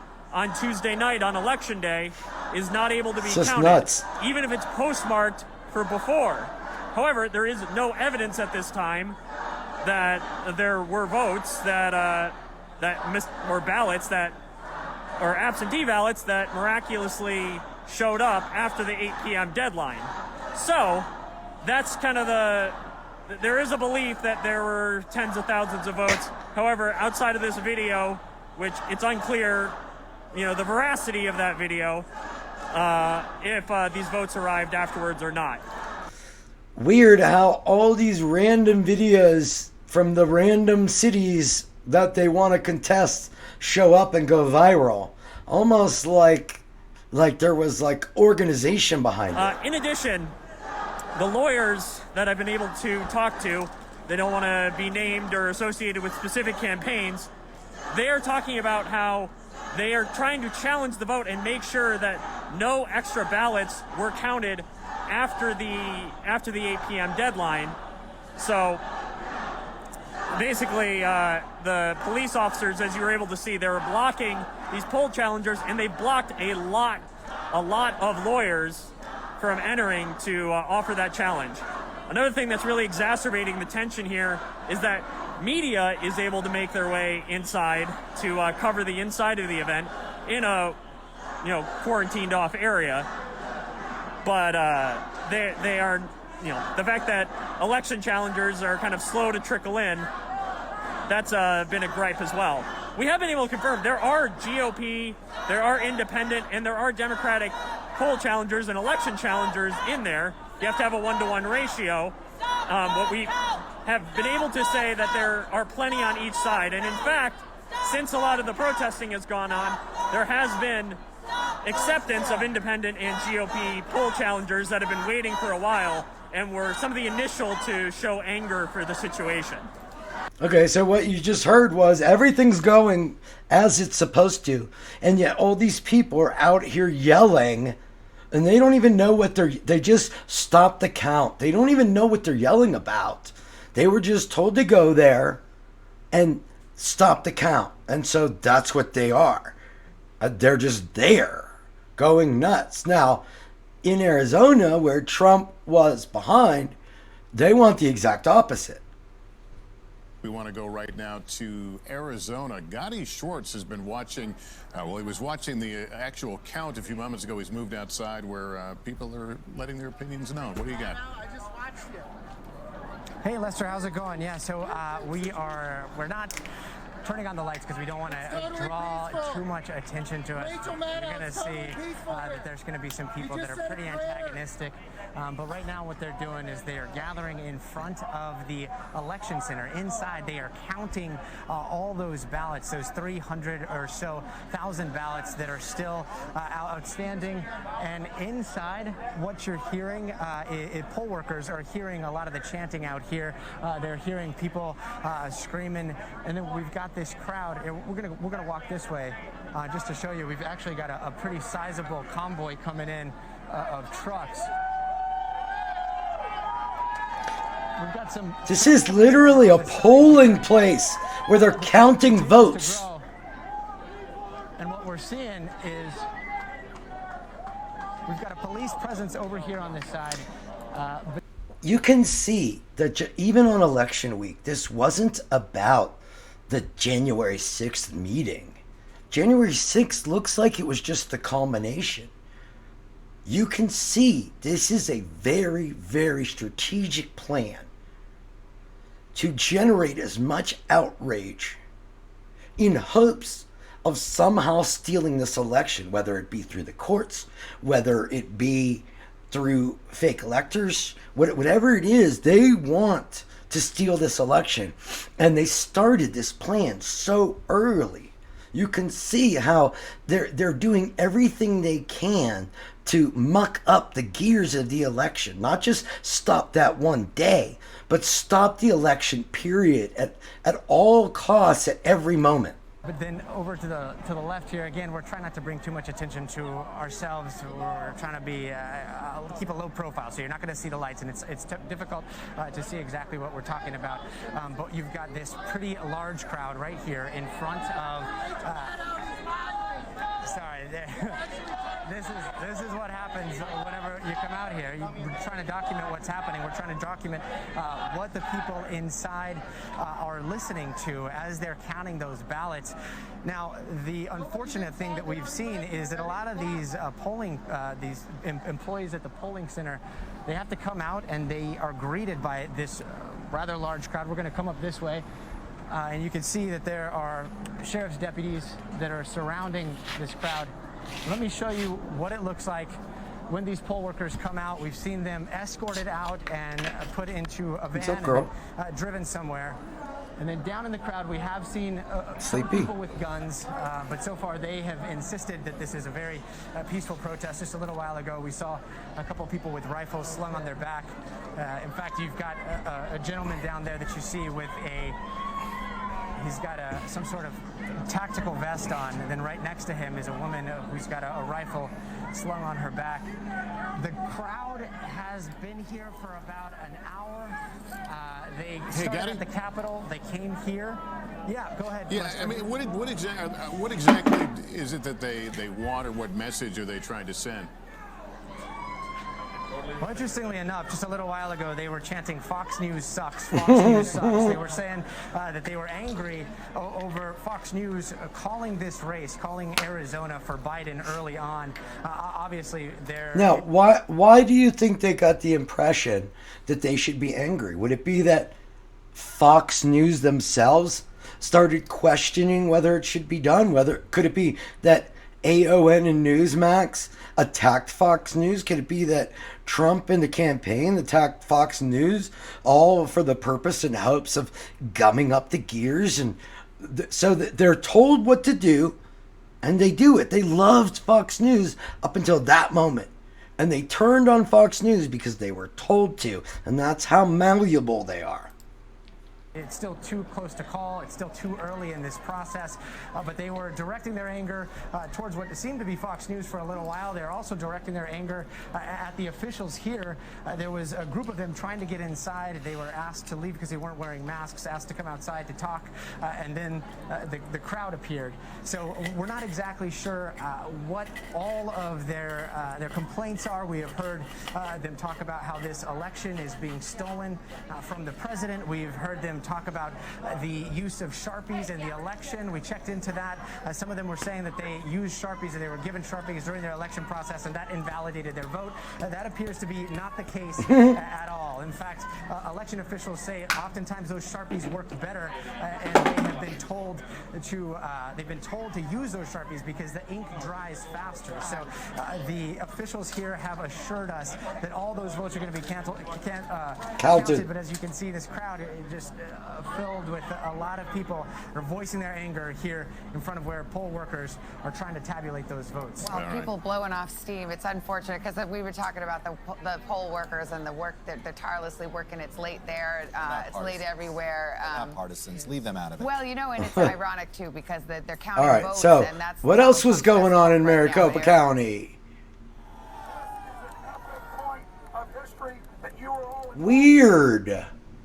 Weird. Alex Jones shows up. Isn't that interesting? Isn't it also interesting that I couldn't find the clip, but Roger Stone went on InfoWars on, I think, the 4th and started talking about Stop the Steal, which we'll get into in just a second. But it's weird how Trump's buddy, Alex Jones, Roger Stone's buddy, Alex Jones,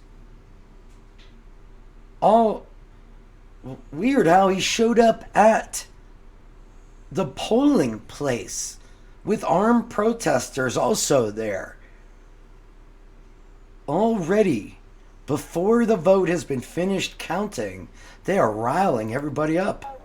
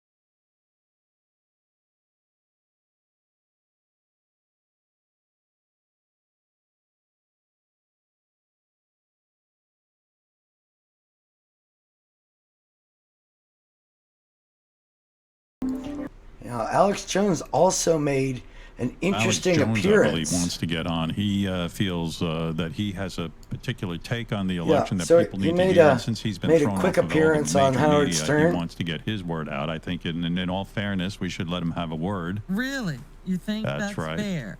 There he is, Alex Jones. Alex, go ahead. Infowars.com. I figure a little bit of comic relief in the middle would be okay, right? We could use a break from the seriousness. Election. It's a globalist coup. It has been coordinated by communist China, big tech, and now Lord Biden, the communist pedophile Chi-Com agent, wants to bury your ballots, delay the results of the election, knowing that Donald Trump wins. Infowars.com. Now, you're making a lot of accusations. I don't even know where to begin. I think what you're saying is what? Infowars.com. Listen, we need to prepare now for what the globalists have planned, which is the 79 days of hell. I told you Donald Trump's going to win big. The Democrats are going to contest it. They want a planetary reset. They don't want a pro-human future. The Four Horsemen called for the UN takeover. The Davos group is going to take over. They said the viral release is phase 1. Now we enter the war games of phase 2. Infowars.com. All right. That's enough. So we see what's going on in the public view. So we saw that we were given the precursor, just to sum up where we are at the moment. We were given the precursor in public that Trump was going to use the way the vote was counted, that if it wasn't going his way, he could claim that he won and claim fraud because of the way the votes were being counted. And we saw on election night that he did exactly that. We also see how he gets a little bit of cover from the media, and then all of a sudden, out of like the blue, all of these different states have protests. There's protests pretty much everywhere that Trump needs the vote to go his way. And it seems like a grassroots type thing. It seems natural. You know, after George Floyd was murdered, you saw how in every city across the country, it seemed like, and in countries across the world, spontaneously, people took to the streets. That to me is grassroots. However, you're going to see in just a second that what we saw going on front facing in public wasn't quite as natural as you think it would be. That I don't think these people just randomly decided they were angry about a stolen election and decided to show up. There were some things going on in the background. And the first one that we're going to take a look at is what was going on with Stop the Steal. New tonight, cities across this country preparing for protests being pushed by Stop the Steal. It's the group embracing President Trump's baseless conspiracy theory that the election has been stolen from him. More than 50 pro-Trump rallies planned tomorrow, at least one in each state, plus Washington, D.C. Trump says he may attend that protest, tweeting, "I may even try to stop by and say hello." Drew Griffin is out front. It's an internet battle cry. Stop the Steal has swept across inboxes, Facebook pages, and Twitter like an out-of-control virus. The claims that Democrats stole the 2020 presidential election from Donald Trump are all false, but the truth means little to people inundated with lies. I believe that they tried to steal the election. Stop the Steal may appear as a grassroots uprising, but it started more than 4 years ago. The brainchild of a political dirty trick artist and convicted liar who's pushed disinformation schemes for years. Roger Stone. Stop the Steal is posting much of this material. There is insurmountable, compelling, overcoming evidence of fraud. Stop the Steal is actually a coordinated effort that has been revived twice by Roger Stone and allied political operatives in an attempt to gaslight the entire integrity of our voting and election process. Ben Decker, who conducts digital investigations, says far from a grassroots campaign, Stop the Steal is a business. In 2016, Roger Stone's PAC launched StopTheSteal.org, which was asking for $10,000. Now, just a little bit of backstory, because there's only so far I can go back. But you see, Stop the Steal was in 2016. Something else to also know is Flynn met with Bannon. Flynn used to own a company called VizSense. And Flynn went to Bannon and showed him how with VizSense, he had ways of boosting and spreading whatever content they wanted to do. So they started by doing that around the debates. They would get the talking points before the debate, spread it out. They'd get people to watch the debate, and then they would spread out strategic propaganda right after the debate. And you can kind of track this because VizSense was paid, I think, a couple $100,000 from the Trump campaign in 2016. So not only was Roger Stone doing Stop the Steal, but they had a very, very strategic way to amplify and boost that message out. Donations, purportedly back then to help uncover evidence of vote fraud against Donald Trump. Stone told CNN the group was a nonprofit created to ensure the integrity of the vote. Stop the Steal reemerged briefly in the 2018 midterms. Then in the run-up to 2020, the Stop the Steal campaign rebooted by a group of people orbiting Roger Stone. The cast of characters include Ali Alexander, a Roger Stone wannabe. Actually just got a message from Roger Stone. He began hashtagging Stop the Steal weeks before Election Day and launched a Stop the Steal website. See? Why would you be saying Stop the Steal before the election? And then weird how Stop the Steal took off like magically in just a couple short days. Stop the Steal was everywhere. Almost like it was done magically by a group of subversives that have intelligence experience. I'm one of the co-founders. Amy Kramer, a Tea Party activist who in 2016 formed the group Women Vote Trump with Roger Stone's ex-wife. Kramer was behind a Stop the Steal Facebook group, along with two people who worked on Steve Bannon's discredited We Build the Wall. Now, just a little foreshadow that stuff about Kramer and Alexander becomes extremely important because those are the protest organizers. Kramer, along with Stockton, were the ones that organized the protest on the Ellipse on the 6th. And Ali Alexander, through a fake name, had a Stop the Steal permit. Well, it wasn't a Stop the Steal permit. You'll learn more about that. But he had a permit under a fictitious business name for on the lawn of the Capitol on the 6th. So both Ali Alexander and Kramer, along with some other people, are extremely integral, and they're already being talked about. Now, I cheated a little bit. This is November 13th. That's after the 7th, which is like the end of that week, I think. So, but I showed this because this information talks about up until the end of that first week. The second half we're not going to watch because it's about next week. Fund. It was taken down by Facebook. Also shut down a cluster of pages affiliated with Bannon that coordinated posts, according to Facebook, using inauthentic behavior tactics to artificially boost how many people saw their content. Exactly. In all, the pages had 2.5 million followers before they were shuttered. Stop the Steal is a highly coordinated, partisan, political operation. This week, Stone even took his message to the most notorious conspiracy theorist of all, Alex Jones. A hoax is being perpetrated on the American people. On Twitter, researchers at Clemson University saw the hashtag Stop the Steal mentioned in nearly 2 million tweets. The tweets, the Facebook posts, filled with unsubstantiated and false evidence of widespread voter fraud, quickly caught the attention of disinformation researchers like Kieran O'Connor. It only took a day and a half before Facebook took the group down, but by then it was already too late. Copycat sites now number in the dozens, and the false information initially spread by a few is only multiplying. Aaron, the followers of Stop the Steal don't seem to mind they're being lied to, don't seem to mind that there is a plan to make them think the way they think. And as you reported at the top of this story, this movement is going to get a big test this weekend We're told thousands of Stop the Steal followers will show up for that rally in Washington, D.C. We shall see. Aaron? All right. Thank you very much.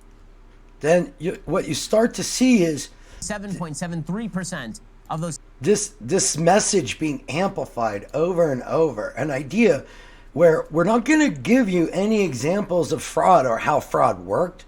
We're just going to smear like cream cheese. We're just going to Philadelphia smear everything. Go to the strip club? Like what's going over in Nevada? What's happening in Pennsylvania? He needs to take Arizona or Nevada. If you were to take Pennsylvania and Nevada, then we get the apocalyptic scenario of 269 versus 269, right? Then you actually get the electoral college heat, and this thing gets decided by the House of Representatives. Nevada is accelerating its release of voting materials. So Nevada, I don't know what they're doing over in Nevada. I'm sorry, I'll mute. Honest to God, I do not understand what they're doing over in Nevada. So they paused the voting count, and then they were like, you know what? Well, we'll give you all the votes on Thursday. Now they're saying, oh, yeah, you know what? Now that you guys are also curious about this, I guess we'll accelerate and we'll give it to you later today. What now? Like, what? You didn't think that in an election year we might want to know the results fast? Like, you were just going to take your time. Would you have to go to the strip club? Like, what's going over in Nevada? What's happening in Nevada? You had to go to the magic show? I'm very confused.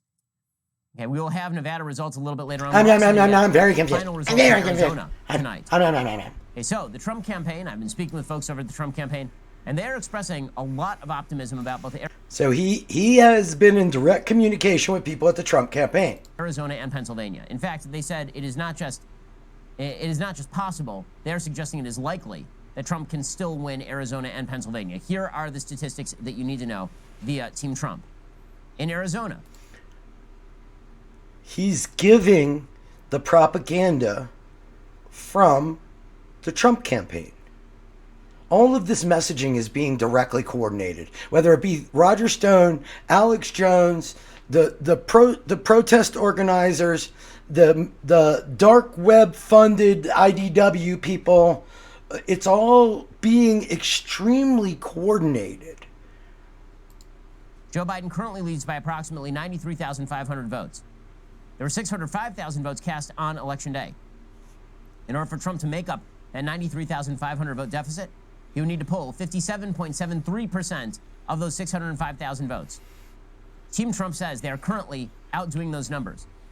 They say they're polling 62%. You know, he doesn't have to go with the Trump campaign numbers. The numbers are public. But instead of going with public available numbers, he's choosing the Trump campaign's numbers. In Maricopa County, which is Phoenix and the Phoenix suburbs, and 72 to 80% in the other counties. That means the Team Trump is projecting anywhere from a 30,000 to a 40,000 vote win in Arizona. They are also projecting that in Pennsylvania, Trump will... Did you see what he just did there? This is why I wanted to play this. I want you to watch really closely. This is part of the benefit of going back and knowing facts. So we know Trump loses Arizona. Now, instead of doing responsible journalism, which he pretends he's doing, he gives the Trump campaign line, knows it's a lie, and you could see it on his face because he can't hide it. It's such a bad lie. Watch this. To make up that 93,500 vote deficit, he would need to poll 57.73% of those 605,000 votes. Team Trump says they are currently outdoing those numbers. They say they're polling 62% in Maricopa County, which is Phoenix and the Phoenix suburbs, and 72 to 80% in the other counties. That means the Team Trump is projecting anywhere from a 30,000 to a 40,000 vote win in Arizona. They are also... Did you see it? He tried to hide it, but he couldn't. When you can go back and you can catch known lies after the fact, it really helps to put the picture together. 30,000 to a 40,000 Watch his eyes. Vote win in Arizona. They are You see it? He knows he's lying. Knows he's lying. Can't even hide his physical body could not hide that he knows he just read bad math and didn't refute it. I'm not going to give him any more airtime. He doesn't deserve it. But I wanted you to see that the propaganda wing was happening and was being organized. So the front-facing stuff that you were seeing in public wasn't natural. It was all orchestrated. Now, you want to pretend that Roger Stone and Flynn and Bannon and Jones and Benny Pepino and Fox and OAN and all these people were just randomly working towards the same goal, perfectly coordinated? I say it's more likely that this is all part of the coup. Now, I'm not saying Ben knew that he was intentionally being used to be part of a coup. In fact, I don't think he was. I think it makes more sense that Ben's just the kind of stooge that will fall for doing this because he's getting paid, and he knows if he doesn't, he's in trouble. Just like he put out a tweet saying that Trump's speech was bad and he didn't win, but then like the very next day, he's running cover for him, knowingly lying for him. How quickly they come back around and come running back to daddy. So not only were they coordinating the message and coordinating how to get the public to react and what messages to send in public, but behind the scenes, there was some really, really dirty coup stuff going on in just the very first days after the election. The first things we can get into are the text messages we know that came from both Rick Perry, and now we know one came from DJ TJ. So let's get into what was being said behind the scenes that was never going to be forward-facing. Oops, sorry. Madam Speaker, I yield 3.5 minutes to the gentleman from Maryland, Mr. Raskin. The gentleman from Maryland is recognized for 3.5 minutes. I thank the gentlelady. Madam Speaker, like 300 other witnesses called to meet with the January 6th committee, and our staff, Mark Meadows, was indeed cooperating with our committee and Now, obviously, I don't have any information from that week. I'm sorry, hold on.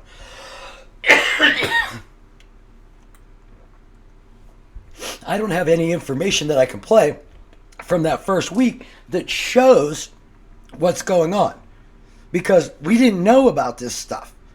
But now that we know about it, we're going to watch this more recent video, but the time frame is piecing together what was going on in that very first week. Released thousands of pages of admittedly unprivileged documents, and then something changed. His book came out, and apparently it embarrassed Donald Trump. And after ex-President Trump exploded and called the book fake news, Meadows performed a U-turn and suddenly refused to appear at the December 8th deposition that he had previously agreed to. He called his own book fake news, which is a pretty devastating review to render on your own book. And he brought a lawsuit against the committee alleging, check this out, that we have no legislative purpose. Meadows' sudden vanishing act cannot vaporize the Article 1 legislative power of our committee to investigate the massive assault on American democracy that took place on January the 6th. If the January 6th committee has no legislative purpose, then none of our committees do. For the first rule of democratic government is self-preservation. Article 1, Section 8, Clause 15 gives us the power to suppress insurrections and repel invasions against the Union. And this we will do by investigating and reporting on the most dangerous political violence ever unleashed against the Capitol by a domestic enemy. We have hundreds of questions. Yes, we do. The fact that Donald Trump, who gave Mr. Meadows a positive blurb for his book, apparently changed his mind about the book, doesn't mean that Mr. Meadows can now violate a congressional subpoena, something that Meadows frequently insisted upon himself as a leading member of the House Oversight Committee. And he knows it, and we have pages and pages of his insisting upon the central importance of honoring the subpoenas of Congress. We have hundreds of questions for Mr. Meadows about information he has already admitted is not privileged in any way at all by the executive privilege, the Fifth Amendment, or anything else. Here's one of them. How did the following text from a House lawmaker influence Trump's... FYI, he later corrected and wrote into the record that it wasn't a House lawmaker. It was actually Rick Perry. So it was later discovered that it was Rick Perry that sent the text, and he read into the record that it wasn't a current lawmaker. Plans to overthrow Joe Biden's electoral college majority of 306 to 232 after Joe Biden beat Donald Trump. And here's what that lawmaker wrote him. On November 4th, a member of this body wrote to Meadows, here's an aggressive strategy. One day after the election, why can't the states of Georgia, North Carolina, Pennsylvania, and other Republican-controlled state houses declare this is BS, where conflicts in election not called that night, and just send their own electors to vote and have it go to the SCOTUS, the Supreme Court of the United States? How did this text influence the planning of Mark Meadows and Donald Trump to try to destroy the lawful electoral college majority? Crazy how like that's actually what happened. They did select fake electors in 7 states. Interesting. So you see, there is such coordination even at the very beginning. Now we want to get to this breaking news, a CNN exclusive 2 days after the 2020 presidential election. As votes were still being tallied, CNN is learning that Donald Trump's oldest son texted then White House Chief of Staff Mark Meadows some ideas for overturning the election. This is before the election was called. He wrote, quote, "We have operational control to ensure his father would get a second term." CNN's Ryan Nobles is one of the reporters breaking this story. Ryan, what exactly do Unbelievable. these texts tell us? Well, Victor and Allison, this is a lengthy text to Mark Meadows on November 5th, and as you rightly point out, it was 2 days after the election. It was while votes were still being counted, and it was before any of the major television networks had declared Joe Biden the winner. And in this lengthy text, Donald Trump Jr. lays out a number of operational legal strategies that the Trump campaign and Republican operatives across the country would then go on to employ. A lot of these legal theories would not come out until weeks, sometimes months later. But what this text tells us is that there were already discussions at the highest level of the Trump family, within the Trump orbit, about some of these legal strategies that were mainly rejected across the country by a variety of judges. And within this text, Donald Trump Jr. Suggests that it is the Republicans that have the control, that they would be able to use these questionable legal theories in order to keep Donald Trump in office for a second term. I'll just give you an example of some of the things that Donald Trump Jr. suggested. Unbelievable, right? I mean, this is crazy. Creating an alternate slate of fake electors. That was one of his suggestions. If the Department of Justice knows that both Rick Perry and Donald Trump Jr. sent messages about fake electors, and they know what I'm about to show you with Giuliani and his crew, and they know all of this background information, they know that the electors were coordinated, they know that it happened, they know all of this information. How has nothing been done? But there is an investigation into the Hunter laptop, though. Because, like, that's way more important. Because nobody in the DOJ is directly involved in the Hunter Biden laptop story. But Bill Barr was involved in trying to steal the election. So was Jeffrey Rosen. So was Donahue. So was Jeffrey Clark. So was Chris Miller. So were other people in the DOJ, DOD. You are more worried about the DOJ and the DOD than you are the USA. That's pretty scary. in this text message. This is something that we know that Rudy Giuliani and those close to the Trump administration attempted to employ. There were a number of individuals within the Republican Party that actually gathered together and submitted a false set of electors to Vice President Pence. Oh, we're getting ahead of ourselves. Okay, we're going to leave that alone. So you see, in the very, very first week, they were already directly communicating with the White House and Trump on how to implement a plan to steal the election that we know they did implement. Now, let's move on to another set of cast of characters. So far, we have, I lost my little list here, but we have Trump lying about the election. We have Trump falsely claiming victory and fraud. We have Fox running cover for him. We even saw Rick Santorum run some cover for him. Then we saw how the votes are being counted and how the people have been activated and mobilized through an astroturfed outrage campaign, which is coordinated exactly with the White House to get the message out. The same message they've been cultivating for 4 years with Roger Stone, Trump, and others. You have Stone going on Alex Jones, pushing these lies. Then you have Alex Jones showing up in Arizona, trying to talk about a revolution in violence. Then you realize that behind the scenes, there was a very coordinated plan formulating and coming to shape about what they could do to steal the election.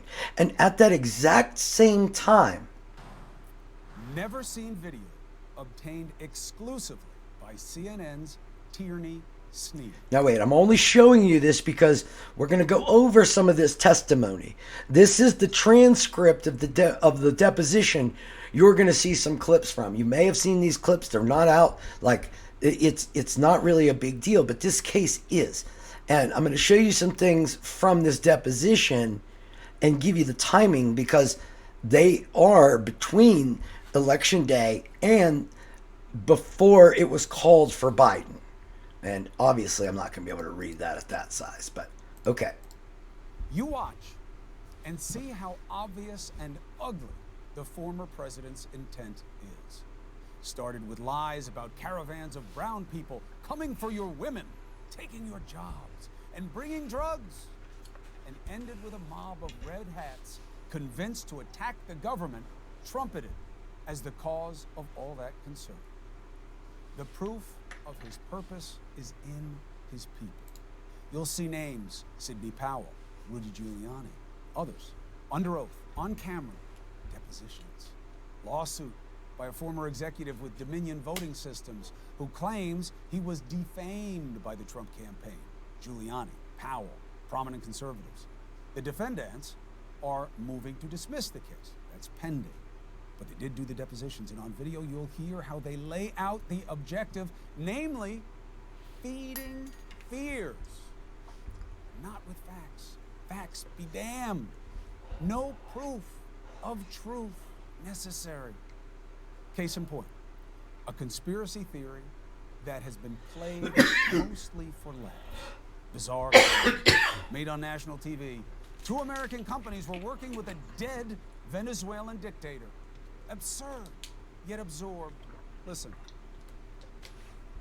We had a report that the heads of Dominion and Smartmatic, somewhere in the mid-teens, 2013, 14, whatever, went down to Venezuela for a get-to-know meeting with Maduro so they could demonstrate to Maduro the kind of vote fixing they did for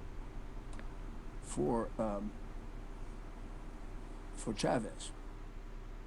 Barely say it, let alone believe it. Fallen man.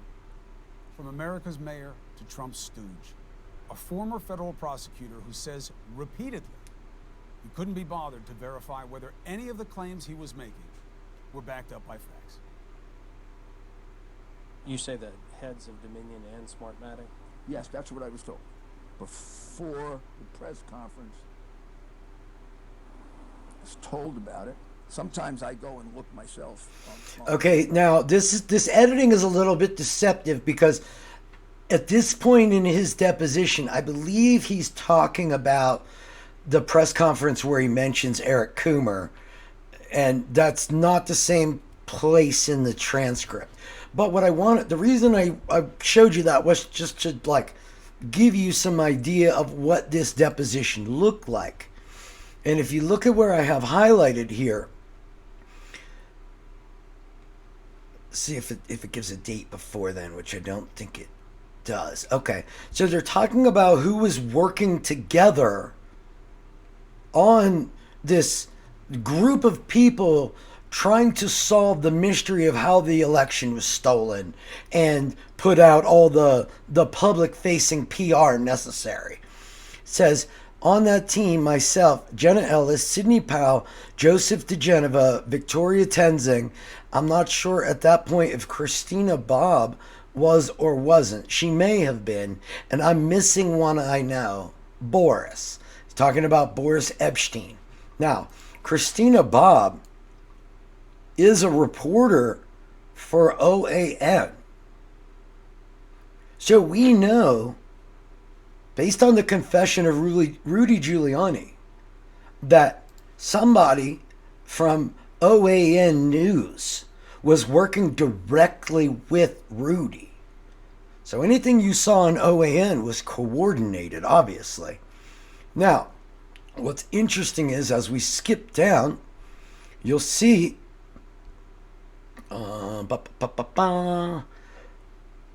excuse me.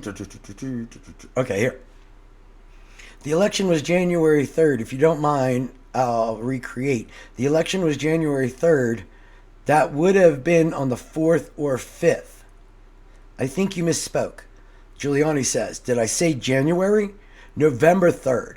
November 4th and November 5th we're talking about. Either on the 4th or the 5th, I believe it was the 4th, the president said in the Oval Office, I want you to go over and take over. Take over the campaign. Go tell them you're in charge. So Giuliani on the 4th was already put in charge of trying to enact this plan that they're talking about.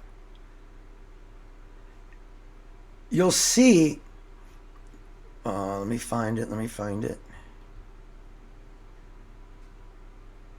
So he talks about who was at campaign headquarters as part of the legal team. You see it says Jenna Ellis virtually all the time. She was probably there most often. Joe and Vicky a little less, but they were way beyond 9 to 5. Boris tended to operate out of his own office, but came in 3 to 4 times a day. Then we were quickly joined by Christina Bobb, and I think by that time of the press conference, she was already part of the team. Now, part of the team, that press conference they're talking about was the crazy one on November 17th or 19th, where they talk about Chavez and Venezuela. One other thing I want to point out in here is very early on, and we're talking about early November. Yeah, that was November 19th, the press conference. There's a gentleman by the name of Phil Waldron already involved, and they also disclosed later a little hint into the future. They're talking about the Willard Hotel also, and how they had an office and were working at the Willard. But this here Phil Waldron was already working with them. Phil Waldron's somebody that's been pushing these fake claims of voting machine fraud for 3 to 4 years by that point. He already tried to get people in 2018 to use it if they had a close election. And sure enough, he's not only the one that made the PowerPoint that we know about, but he owns the company that did the audit in Antrim County, Michigan. So he was working with Giuliani before he even got hired to do the audit that was predicated on his own misinformation that he provided. So you can see how much was really going on behind the scenes, how bad it was. Oops. President Trump's hopes of overturning vote totals in this election suffered a major setback. That's the wrong one. I'm sorry, I'm on the wrong one. So, with all of that going on, with all the lies and the coordinated attorneys and the coordinated PR team and misinformation team with Giuliani, who the president sent him to go do that, with Rick Perry and DJ TJ and who knows else texting Trump's White House to teach Trump how to use fake electors. You have Roger Stone and that whole group working behind the scenes doing the Stop the Steal push. Very, very coordinated stuff in that very, very first week. And then as all that was going on,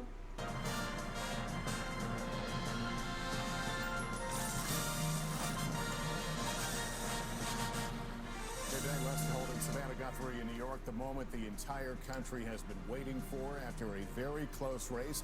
NBC News now projects that Joe Biden has won the Keystone State, Pennsylvania, and its 20 electoral votes. And that means we can now project that former Vice President Joe Biden has been elected President of the United States. He is President-elect. Let's go, Brandon. Robinette Biden at 77 years old.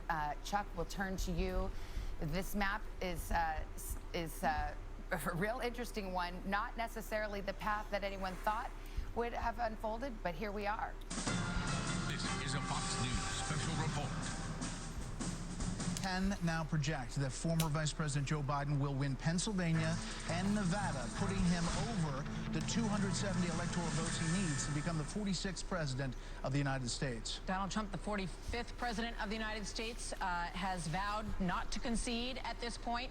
Legal challenges will ensue over the course of Monday and beyond. We will see what happens. Keep it here on these stations. After 4 long, tense days, we've reached a historic moment in this election. We can now project the winner of the presidential race. CNN projects Joseph R. Biden Jr. is elected the 46th president of the United States, winning the White House and denying President Trump a second term. We're able to make this projection because CNN projects Biden wins Pennsylvania. The former vice president in his third run for the highest office, pulling off a rare defeat of a sitting commander-in-chief. With this victory, Kamala Harris is set to become the first woman and the first person of color to be the vice president. Again, CNN projects Joe Biden will become the 46th president of the United States. And Jake, he is now President-elect Joe Biden.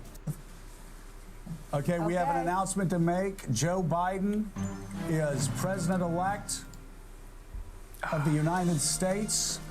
Biden is being called with the Pennsylvania votes that have just come in. Biden has been elected, Mika, and tell us about it. Well, the president-elect of the United States, Joe Biden, has run for president 3 times, and the third time has turned out to be the charm. Not only the charm, but possibly the most consequential election of our lifetimes. He is 77 years old. He was born in Scranton, Pennsylvania, but calls Wilmington, Delaware, his home. At the age of 29, Joe Biden became one of the youngest people ever elected to the U.S. Senate, and that is where he stayed for decades. Even, quite frankly, through tremendous tragedy that has struck his life. He has been witness and a part of some major moments in American history during his time as Vice President of the United States under Barack Obama. And that is the passage of the Affordable Care Act, and health care remains his top priority. Crazy. Okay. Now, the last thing we're going to do to end out this historic week of the 2020 election, hopefully, now it's pretty long, but I think it's important that we watch the whole thing, because you need to understand what was going on and exactly how they were trying to frame it. I will do everything I can not to be like super pause Andy here, but I want you to see this press conference, I'll just put it on. Qualify a certain number of...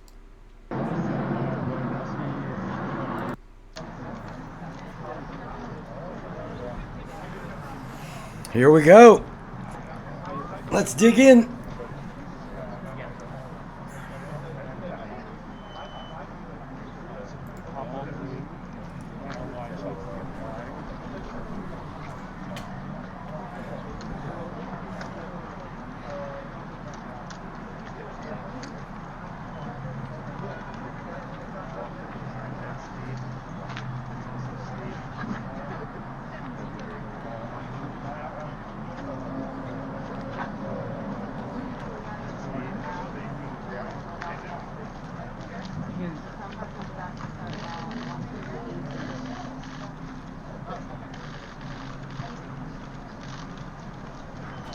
Wow, what a beautiful day. Thank you.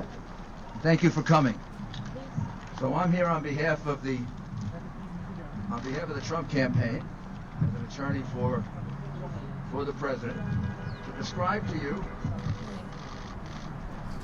the first part of a situation that is extremely troubling. First of all, for the state of Commonwealth of Pennsylvania, and then for a number of other states. And these lawsuits will be brought starting on Monday. But the first time it was discovered was here in Pennsylvania just a couple of days ago. The people you see behind me are just a few of about, I'd say, 50 to 60 poll watchers who will all testify that they were uniformly,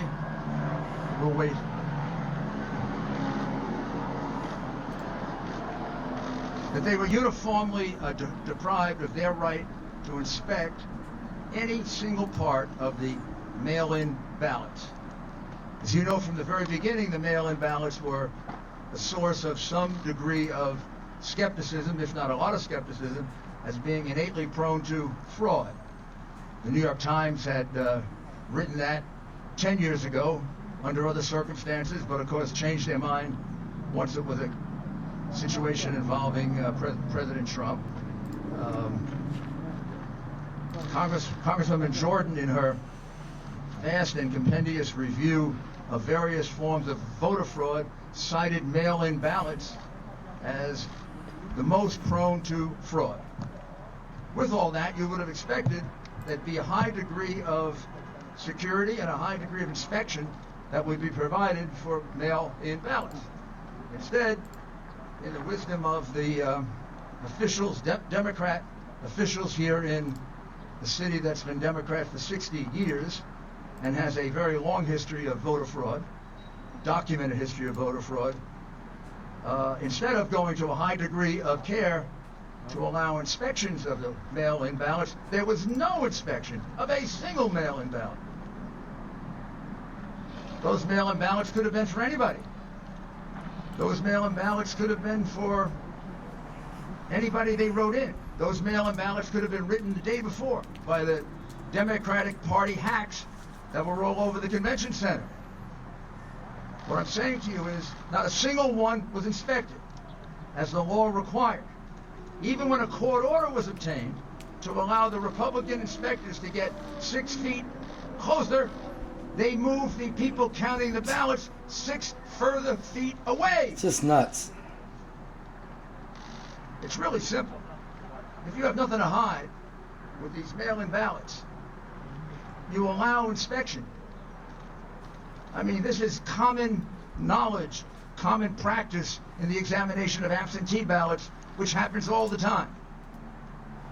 You take out the absentee ballot, you open it up, the Republican looks at it, the Democrat looks at it. If nobody objects, you put it in the pot.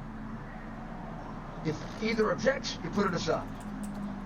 That's what's done for absentee ballots, which have the extra security of having signatures you can match. Here, which is a much more insecure method of voting, no Republican got a chance to look at that ballot. Some of the ballots you will see That's a look lie. suspicious. It's a straight lie. From very far away, they look like same pen, possibly same handwriting. Are we watching? We can't say that because we never got to see it. What was that movie? Now, My you're Cousin also gonna Vinny. find This is My Cousin Vinny law.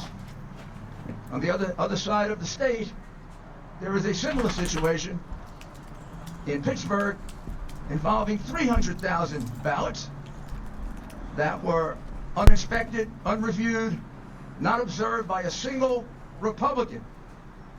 Not a single one. Got to be a pattern. As a friend of mine says, I don't believe in conspiracies, but I also don't believe in coincidences. Kind of funny that all Republicans were rejected here, and all Republicans were rejected in Pittsburgh, and it amounts to about... That's just a lie. It's a flat-out lie. 700,000 votes that President Trump was ahead by 2 days ago that disappeared. And we have no way of knowing, because we were deprived of the right to inspect, if a single one of those ballots is legitimate. That is unheard of, it's illegal, it's unconstitutional, and we will be bringing an action challenging that. And I emphasize to you, it's only one of the many other infirmities in this election. I know this city has a sad history of voter fraud. After all, Joe Frazier is still voting here. This is some stupid stuff. Kind of hard since he Like, died 5 years ago, but Joe continues watch how they give individual examples and like misdirection to try to claim that you have to determine there was fraud. So like, here's 4 people and like we're gonna lie about not being able to watch. So the only real answer is fraud. If I recall correctly, Joe was a Republican, so maybe I shouldn't complain. But we should go see if Joe is voting Republican or Democrat now from the grave. Also, Will Smith's father has voted here twice since he died. I don't know how he votes because his vote is secret. In Philadelphia, they keep the votes of dead people secret. At least that is something that you can be commended for. I'm not attacking the people of Philadelphia. I'm attacking a decrepit democratic machine, which has a lot of other reasons to be attacked. It's been around for 65 years. You keep electing the same people, the city gets no better. What's this have to do with the election? The riots you have, the police stand by and watch it, not because of the police, because you have a mayor that lets them stand by and watch it. You got a district attorney who lets people go free. You are poorly served, ladies and gentlemen of Philadelphia. What the hell is he talking Then about? You got a political machine. Mayors who let riots take place, district attorneys who set criminals free. I don't think they're going to care much about ballot fraud. So that's Bernie Carrick. That's Bernie Carrick. Okay. Sorry, I just noticed that. I didn't, for some reason, didn't notice it. This guy right here is Bernie Carrick. He's one of the people that was working with Giuliani. He's like a disgraced ex-New York cop. An enormously important contest with a very, very suspect method of voting. There was no security. Zero. The people of this city, people of this country, have no assurance at all that those ballots were actually cast. They would have to have been almost unanimously cast for Joe Biden in order to catch up. And let me have one or two of the people. Let me emphasize, this is only 2 or 3 of about 50 people so far that have given us statements, affidavits, recordings. We're going to have many, many witnesses. Not a small case. It can be a big case. A small one. But I wanted you to get Big a one. flavor of it here in Philadelphia. Huge. Because we also have to alert the people of Pittsburgh that the same fraud was done to them as here. And I'll also add, same thing was done in Georgia. The same thing was done in Michigan. The same thing was done in North Carolina. Seems to me somebody from the Democratic National Committee sent out a little note that said, don't let the Republicans look at those mail-in ballots. Citation required. Somebody sent out a note. Said, don't let those mail-in ballots be looked at. But you saw how elections are counted. Like, that's the stupidest thing you've ever heard. You also know that there were people, Republican people, watching the count. At least not in the big Democratic hack cities that we control. We've done a lot to destroy those cities, and now we're going to destroy their right to vote. So let's start off first. This is great. My friend, you just tell briefly what happened to you, who you are, and what happened to you like you described it before. I am Daryl Brooks. I'm in Philadelphia. Closer to the mic. Okay. Start by saying spelling your first and last name, please. This is barking orders. Daryl Brooks, Philadelphia resident. Been here for about 2 years. I come out here to support our president, and this is one of the reasons why I wanted to be on the go to the poll to watch. A lot of us were excited about the president winning a second term. And a lot of individuals, African Americans in Philadelphia, especially men, were talking about the 401k plan and how they were excited because they are financed.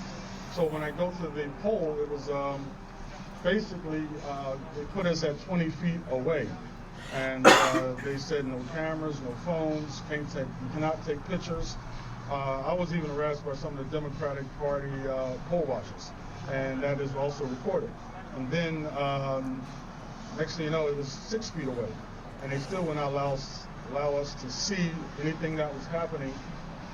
We saw people working on the ballots, but we didn't know any names. We didn't see anything. We don't know if people voted twice or 3 times. We didn't know if people were dead. People were voting, but we were there and we were watching. And it's such a shame. This is a democracy in Philadelphia, and they did not allow us to see anything. And was it corrupt or not? It gives opportunity as poll watchers to view all the documents, all the ballots. And listen, you know, we just want a fair election. And we viewed that it was not fair at all. It was not fair to allow us to, you could allow us to look at the ballots, some ballots, but nothing. It was, we were kept away from everything. Thank you. Yeah, you tell them. We was kept away from everything.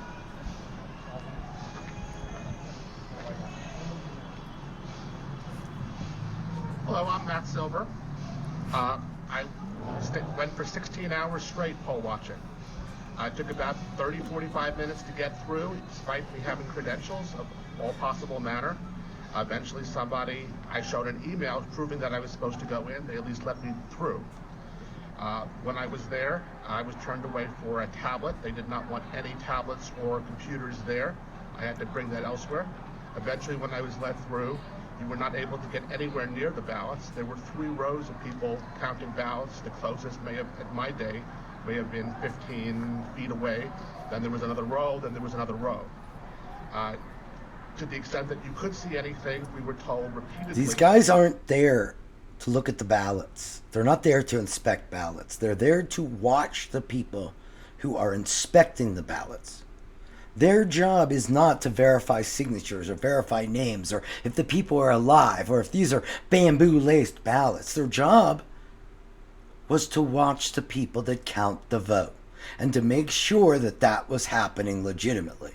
So the fact that they're complaining that they couldn't see the ballots or that they couldn't take pictures of the ballots and violate privacy and that they couldn't record people, this is their evidence of fraud. Including by Democratic poll watchers, including by police, that if they see us taking a photograph or a video, we'll be thrown out and not let back in. The only place you could use a phone was several hundred feet away from the ballots. I don't know what they were trying to protect.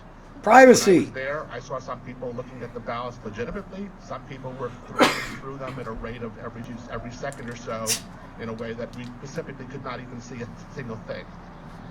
To the extent that you could see a thing in certain boxes, I saw they seemed to be, at least certain boxes, seemed to be in the same unusual pen and seemed to have very similar handwriting.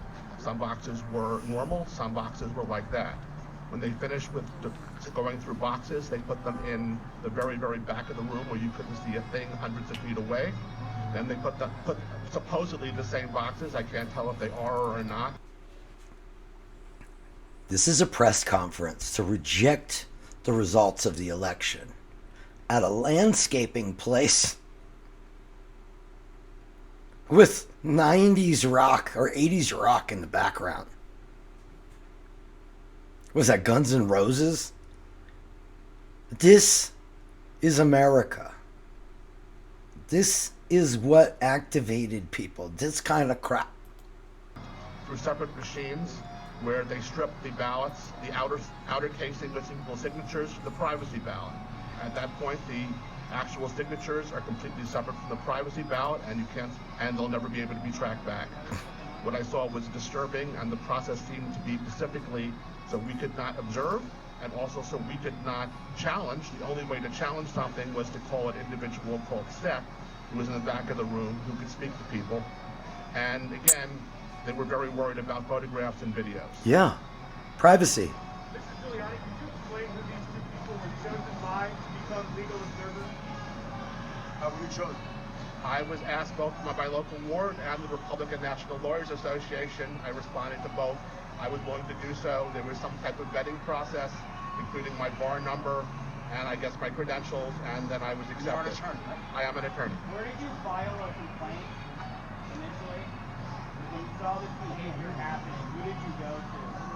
I asked the individuals in the group who were the most senior, and again, We'll take questions later. When you moved 6 feet... We'll take questions later. Now, let me ask you a couple questions. Closer. As far as you knew, was that based on a court order? I assume it was a court order. In no case was I closer than 15 feet from anyone counting. Did they move 6 feet further away? The closest row for me was 15, 20 feet away. Then there was another row 15, 20 feet beyond that counting, then another 15, 20 beyond that. The only thing I could see at all was the row. Remember, COVID, by the way, COVID. How were you selected? I was selected by the Philadelphia Republican Party. And credentialed by them? Yes. Okay, thank you. And we'll have one. Lizette, would you speak to the other group that were not allowed access, which is another category? Would you mind? Not at all, thank you. See if I can get this down a little. I'll stand on my toes. Good morning, thanks for being here. I'm Lisette Tarragano. I'm a longtime resident of Philadelphia. Ma'am, could you spell your last name for us, please? T as in Thomas, A-R-R-A-G-A-N-O. Interesting how they're all Republican partisans. I am a longtime resident of Not Philadelphia. a neutral party, Marina. Republican partisans. And quite frankly, I've always been... And they're not claiming fraud. They're not claiming fraud. They're just claiming I didn't get to look at the ballots and take pictures of the ballots. A retired attorney, and I got really, really hepped up about watching voter freedom, freedom of speech, and being able to say the words Just Donald Trump without getting partisan pushed to the corner. hackery. And when I really got excited about being asked to observe ballots was when I felt that my way of life is being put in jeopardy. The American way of life being put down for things I say, who I So she like. had an agenda. And it's not fair. I'm the child and granddaughter of both Holocaust victims and survivors. And What does I'm this have to do with the daughter of a election? World War II veteran and who fought for and or ran away from horrible, horrible times where people are repressed and sent away. And what I noticed when I was brought in to be a poll watcher, I was never brought in actually. I never got past the first identification stage. They kept saying that mine, as well as 5 or 6 other Republicans, their names hadn't been entered into the system.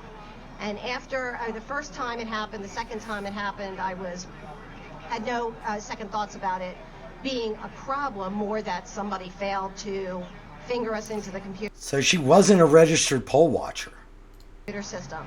But after a while, what I witnessed, and I said to Mr. Giuliani before, in a morbid curiosity staring at, I felt insidious fraud going on. I felt that we were kept away from doing our civil duty.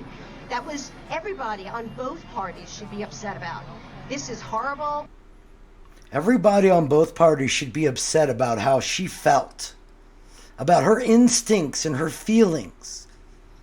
That we shouldn't accept the election because she wasn't a registered poll watcher, which gave her the feeling as a Republican feeling that something that requires her to mention the Holocaust is going on, and we all should be aware of it. She has a feeling. We're being restricted, we're being restrained, and I see this nothing as the insidious nature of the Philadelphia and Pennsylvania governments who are keeping us away from doing what we were meant to do. Thank you. Thank you. Was that the other 1, 2, 3? Are here with me today. The other 3 here are also poll watchers who were deprived of their opportunity to even go into the room. I could have brought, I'm getting a list now to count them, I could have brought about 50 with me, but I didn't do it for 2 reasons. 50 is too many. Number 2, they're afraid. They're afraid of being publicly identified. They're willing to testify in court. They're afraid there'll be repercussions against them because one of the people that did speak on television has already had threats. Interesting.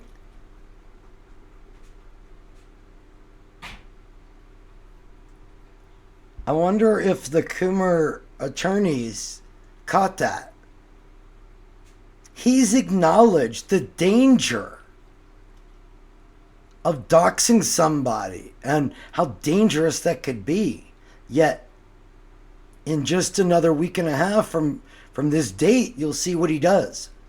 Jeremy Mercer, who was in charge, has already given a statement twice, both here in Philadelphia, the day after the election, I believe, and then he was interviewed on television.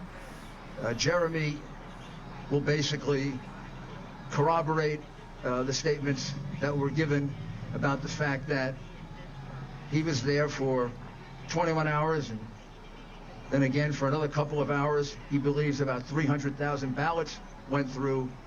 He was unable to see any of them. He requested an opportunity to do so numerous times. Then they went to court. They got an order that they could be 6 feet closer. They were put 6 feet closer, and the tables they were observing were put at least 6 feet further away, or the people moved to tables that were further in the back. The other witnesses, obviously that means fraud. We've interviewed, and we've interviewed about half of the 50, all corroborate to a T exactly what you see here. That they thought they were going to show up to do an inspection. Some of them had inspected absentee ballots before, where you're shown the ballot. The Republican is shown the ballot. The Democrat is shown the ballot. No. Neither objects. You put it in. That's not how it works. Neither objects. You put it aside for discussion. That's later. not. Nothing like that happened here at all. It's not what they're doing. This is a gross miscarriage of the process that would assure that these ballots are not fraudulent. It's a fraud, an absolute fraud. I mean, you can't just submit these ballots and not have them checked. They're highly suspect ballots, mail-in ballots. It's also highly suspect because it's almost mathematically impossible, several people have already testified, to close the lead that Biden closed. When things closed on Tuesday night, President Trump was ahead by almost 800,000 votes. We already saw the math worked. And it took a couple of days to be able to produce enough ballots to bring it down. Now, could some of those ballots have been manufactured in advance by the Democrat machine of Philadelphia? It wouldn't be the first time they did it. And then exactly why... I don't need any proof, though. No proof required. Legitimate. It seemed to me, knowing the suspicion that would exist on a political machine like this, with the reputation that it has, you would go to the extra extent to be transparent. Instead, they went to an extra extent to be secretive, as did the Democrat Party in pretty much the cities they control as a machine like this one. Because although we don't have as many complaints yet, we've got about 12 in Atlanta, we've got about 15 in Detroit, we've got about 20 more in the rest of Michigan. I would say in at least 10 states now, we have complaints almost exactly like this. This will be a statewide case. Just imagine if they had proof. Something to keep in mind is he never claimed fraud in court. Never once. Never did he claim that fraud happened. Yet, that's the entire insinuation of this Bat Guano press conference. In question in Pittsburgh, with witnesses similar to these witnesses. In some cases, they actually saw a little bit more that would suggest that the ballots were being tampered with. But I have to wait until they're all fully debriefed. The race has been called for former Vice President Joe Biden. What would it take at this point for President Trump to concede, number one? Number two, Mr. Giuliani, what evidence, concrete evidence, can you point to that the ballots themselves, not the people who are watching, but that the ballots themselves are being tampered? First on the possible concession. Well, first of all, obviously he's not going to concede when at least 600,000 ballots are in question. It's not my job to determine if the ballots are right or not. It's their job. But with a mail-in ballot or an absentee ballot, the burden under law is on the party that's proposing it, which is why it has to be inspected. It's not my. How can I possibly tell you there's fraud or no fraud? The way they conducted. You heard that right. How could I possibly tell you if there was fraud or no fraud? He just admitted he has no way of knowing if there's fraud. Yet, he's told you this whole press conference that there's fraud. To themselves. He also says he can say that there's fraud and it's somebody else's burden of proof to prove that there isn't fraud. He's allowed to just make an accusation about anything he wants, and it's your job to prove it. So it's like, I'm telling you Bigfoot is real. It's your job to prove to me Bigfoot's not real. It just doesn't, logic doesn't work that way. Because it looks, I can't tell you exactly what's on the ballot. They conducted themselves in a way that suggests that there was fraud.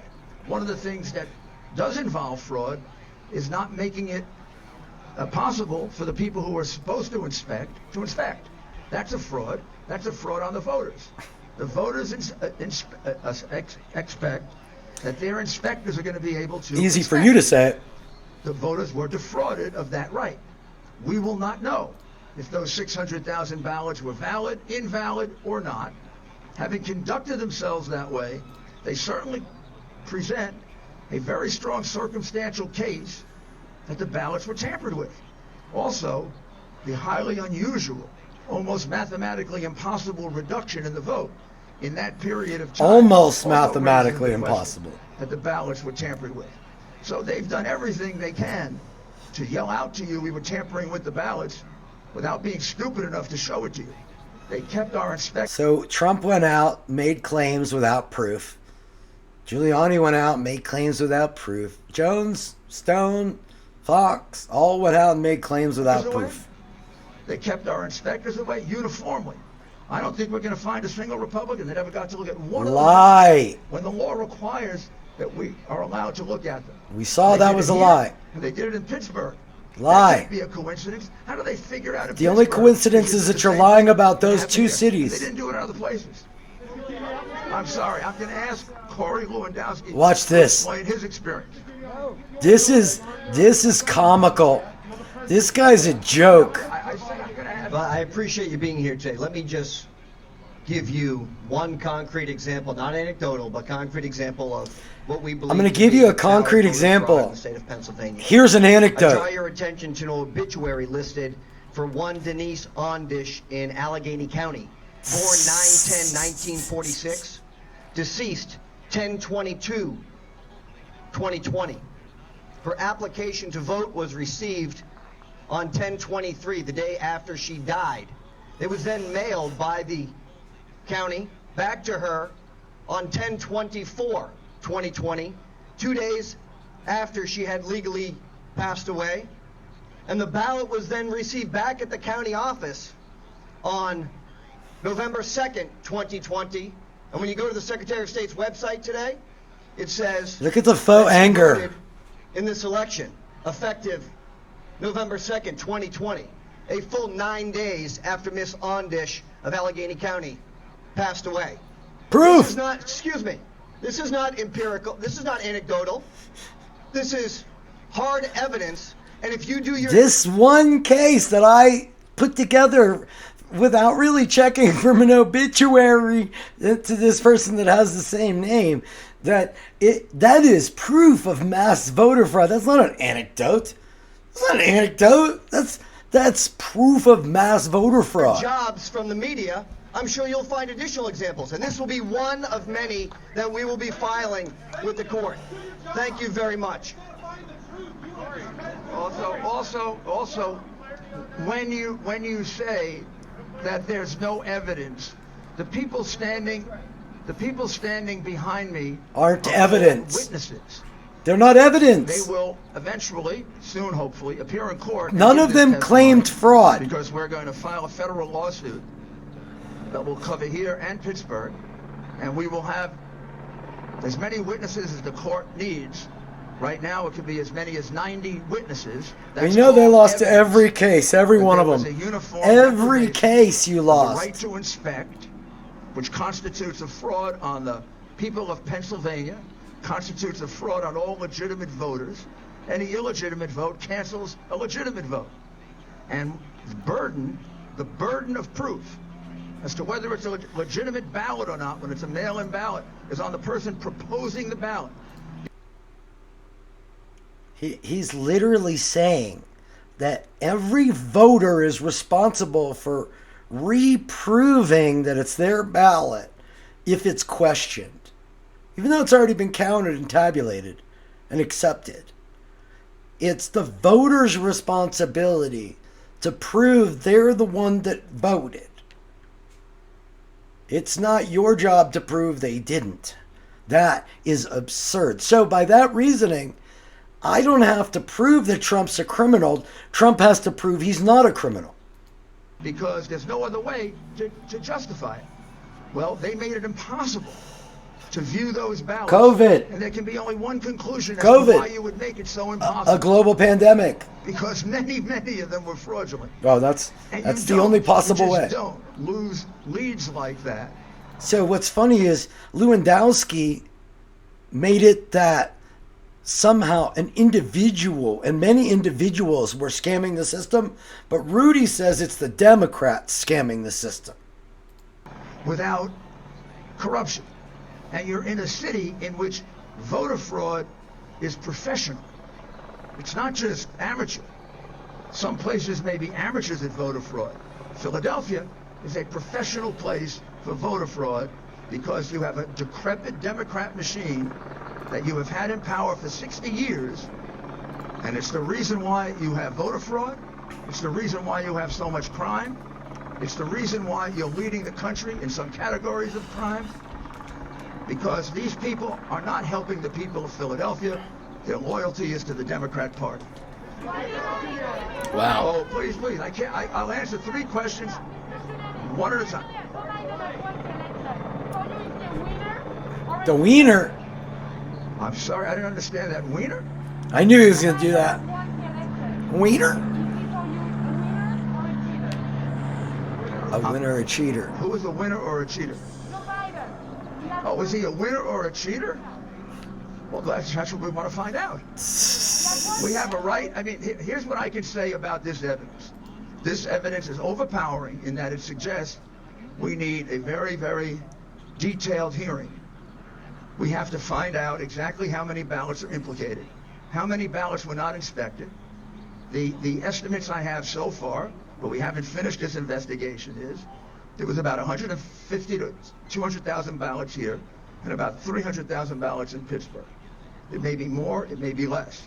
Now that's very serious because the margin of victory, after being behind by 800,000, was only about 40,000. 40,000. It's so odd that every vote from Tuesday on was all for the one candidate. No, it's not. There's also a very strange thing that happened, which will be part of our case. At some point during the process, when the lead of President Trump reduced from something like 50,000 to 30,000, at the time it was at 50,000, 94% of the vote had been cast. And when we got to 30,000, it was only 90% of the vote cast. So now the networks are involved. It's the individuals, it's the Democratic Party machine, and the media is making it up. First to tell you how that happens. That happens because, think about it, you increase the denominator. What do you increase the denominator with? New ballots. Nobody was informed of new ballots, unless people were writing them up. This will be a very, very strong case. And I know you won't accept it because of your hateful biases, but let's It's see if your. you can I try know you to hate me grasp it. so much that. Why do you think this illegal challenge is enough to overturn the poll that was already made for Joe Biden? The poll? The call. It was called for Joe Biden. Why do you think Because they don't decide the election. The call for Joe Biden is it? Who was it called by? Oh my goodness, all the networks. Wow. All the networks. We have to forget about the law. Judges don't count. All the networks thought Biden was going to win by 10%. Gee, what happened? Well, it must be fraud. Don't be ridiculous. Networks don't get to decide elections. But do. networks don't decide on elections, but apparently that 4% is fraud. That 4% that you saw on a network was fraud, but networks don't decide elections. the legal recourse will be enough to overtake that call? Of course, courts set aside elections when they're illegal. In this particular case, I don't know if there's enough evidence to set aside the entire election. Certainly not around the country, maybe in Pennsylvania. However, there certainly is enough evidence to disqualify a certain number of ballots. The ballots that were not properly inspected should be thrown out. And that number of ballots should be taken out of the count. That could affect the election.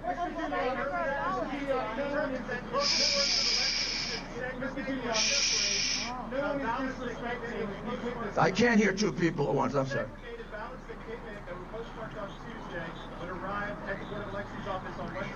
That's a whole new issue. That's a whole new issue that we're just developing. Seems to be a significant number of ballots. Lie. And there seems to be a significant number of, I shouldn't say significant. There seem to be 3 or 4 very credible witnesses that there was backdating going on, and there are direct witnesses for that. But I'm sure you'll call that not evidence. Not you, the general mob.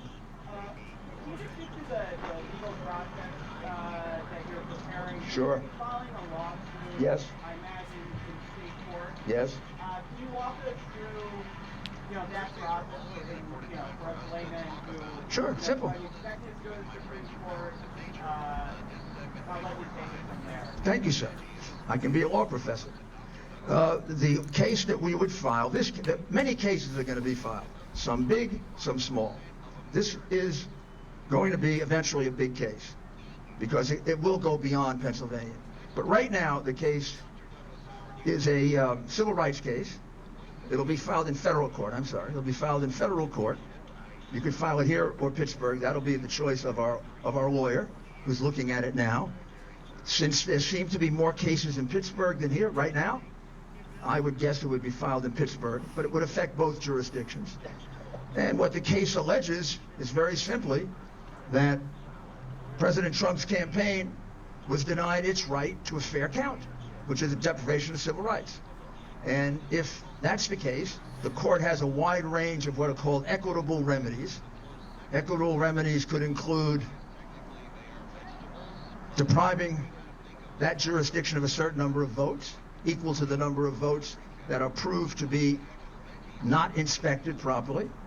It could be to set aside an election, but that that could be one of the things we ask for, but I think that if you set aside the votes, you would probably remedy How do you know the wrong which that was ones done weren't here. counted? Now, it could turn out as we go beyond Pittsburgh and we go beyond Philadelphia, and we have a little bit of evidence elsewhere in another Democratic part of the state that the same thing was going on, that it might spread to there. Where I do see it spreading, however, is sometime next week, unless I'm wrong, I think there'll be a similar case in Atlanta where similar things were going on. Republican inspectors showed up.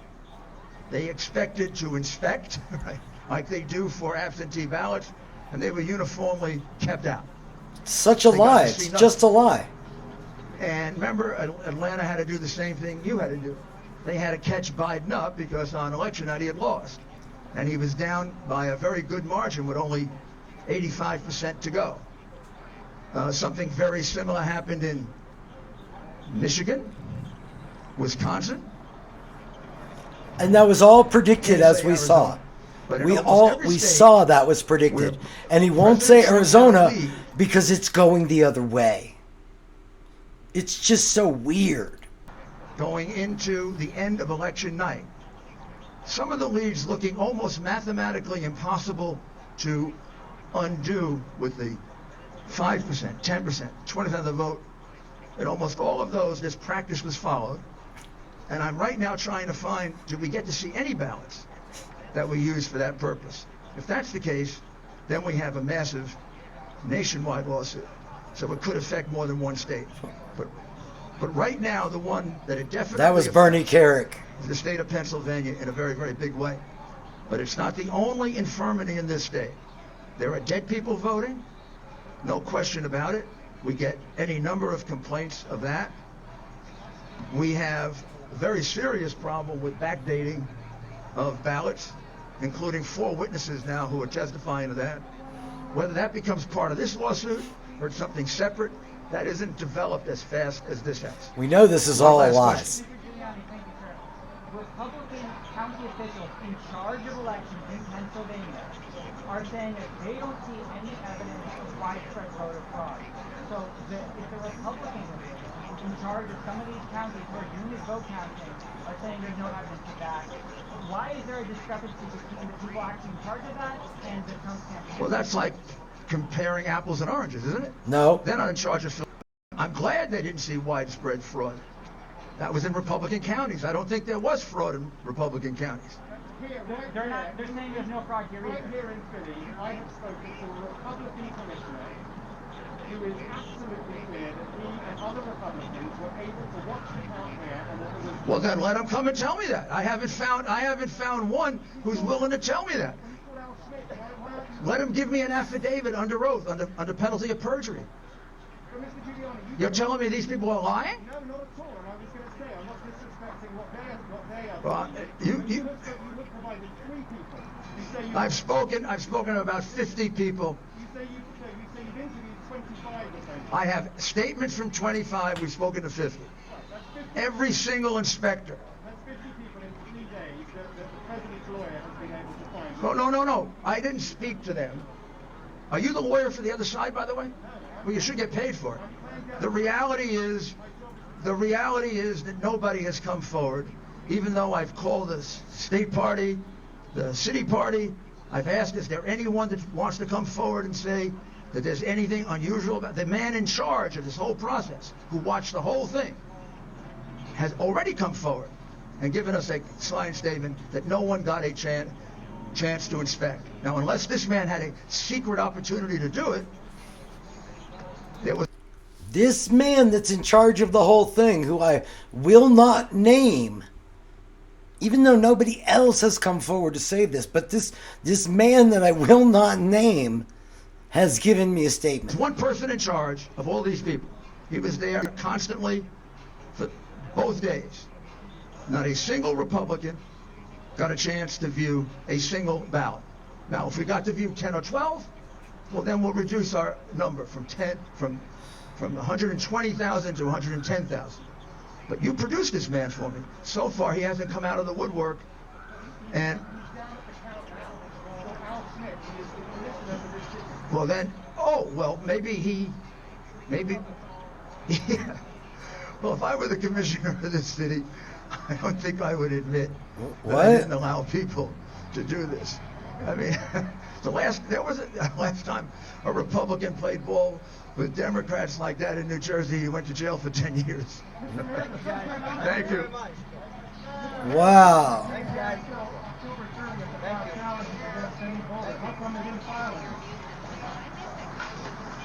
We were not allowed in to watch, period.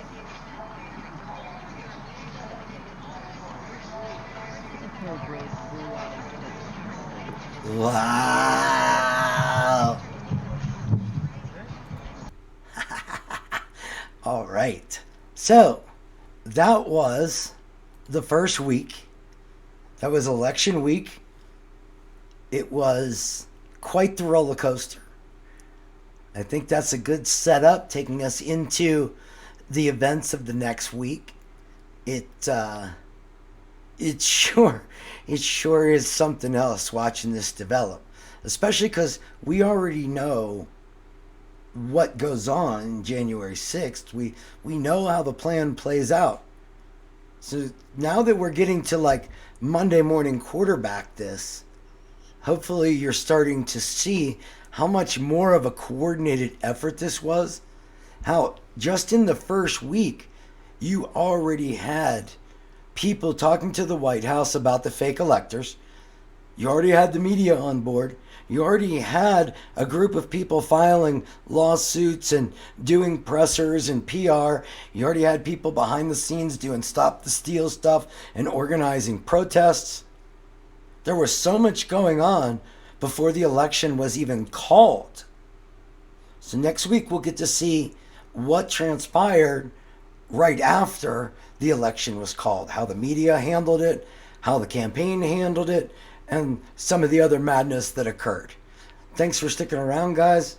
Love you. I'm going to go back to that preview, and I will be back next week. We'll play the preview on our way out. Thanks a lot. Love you guys.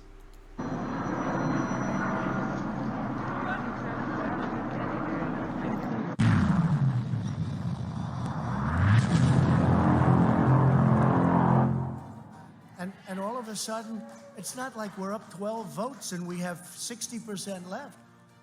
We won states, and all of a sudden, I said, what happened to the election? It's off. And we have all these announcers saying, what happened? And then they said, because you know what happened? They knew they couldn't win. So they said, let's go to court. And did I predict this, Newt? Did I say this? I've been saying this from the day I heard they were going to send out tens of millions of ballots. I said exactly, because either they were going to win, or if they didn't win, they'll take us to court. This is a major fraud in our nation. We want the law to be used in a proper manner. So we'll be going to the U.S. Supreme Court. We want all voting to stop. We don't want them to find any ballots at 4 o'clock in the morning and add them to the list, okay?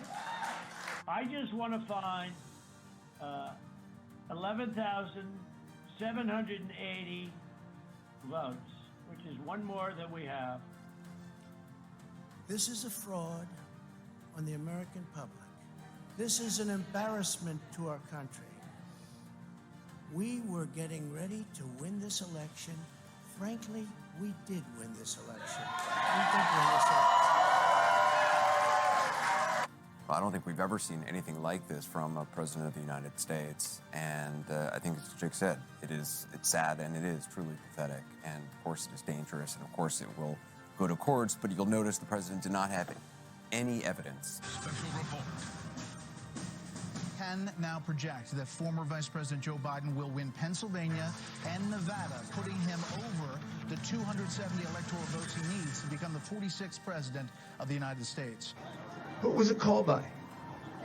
Oh my goodness, all the networks. Wow. All the networks.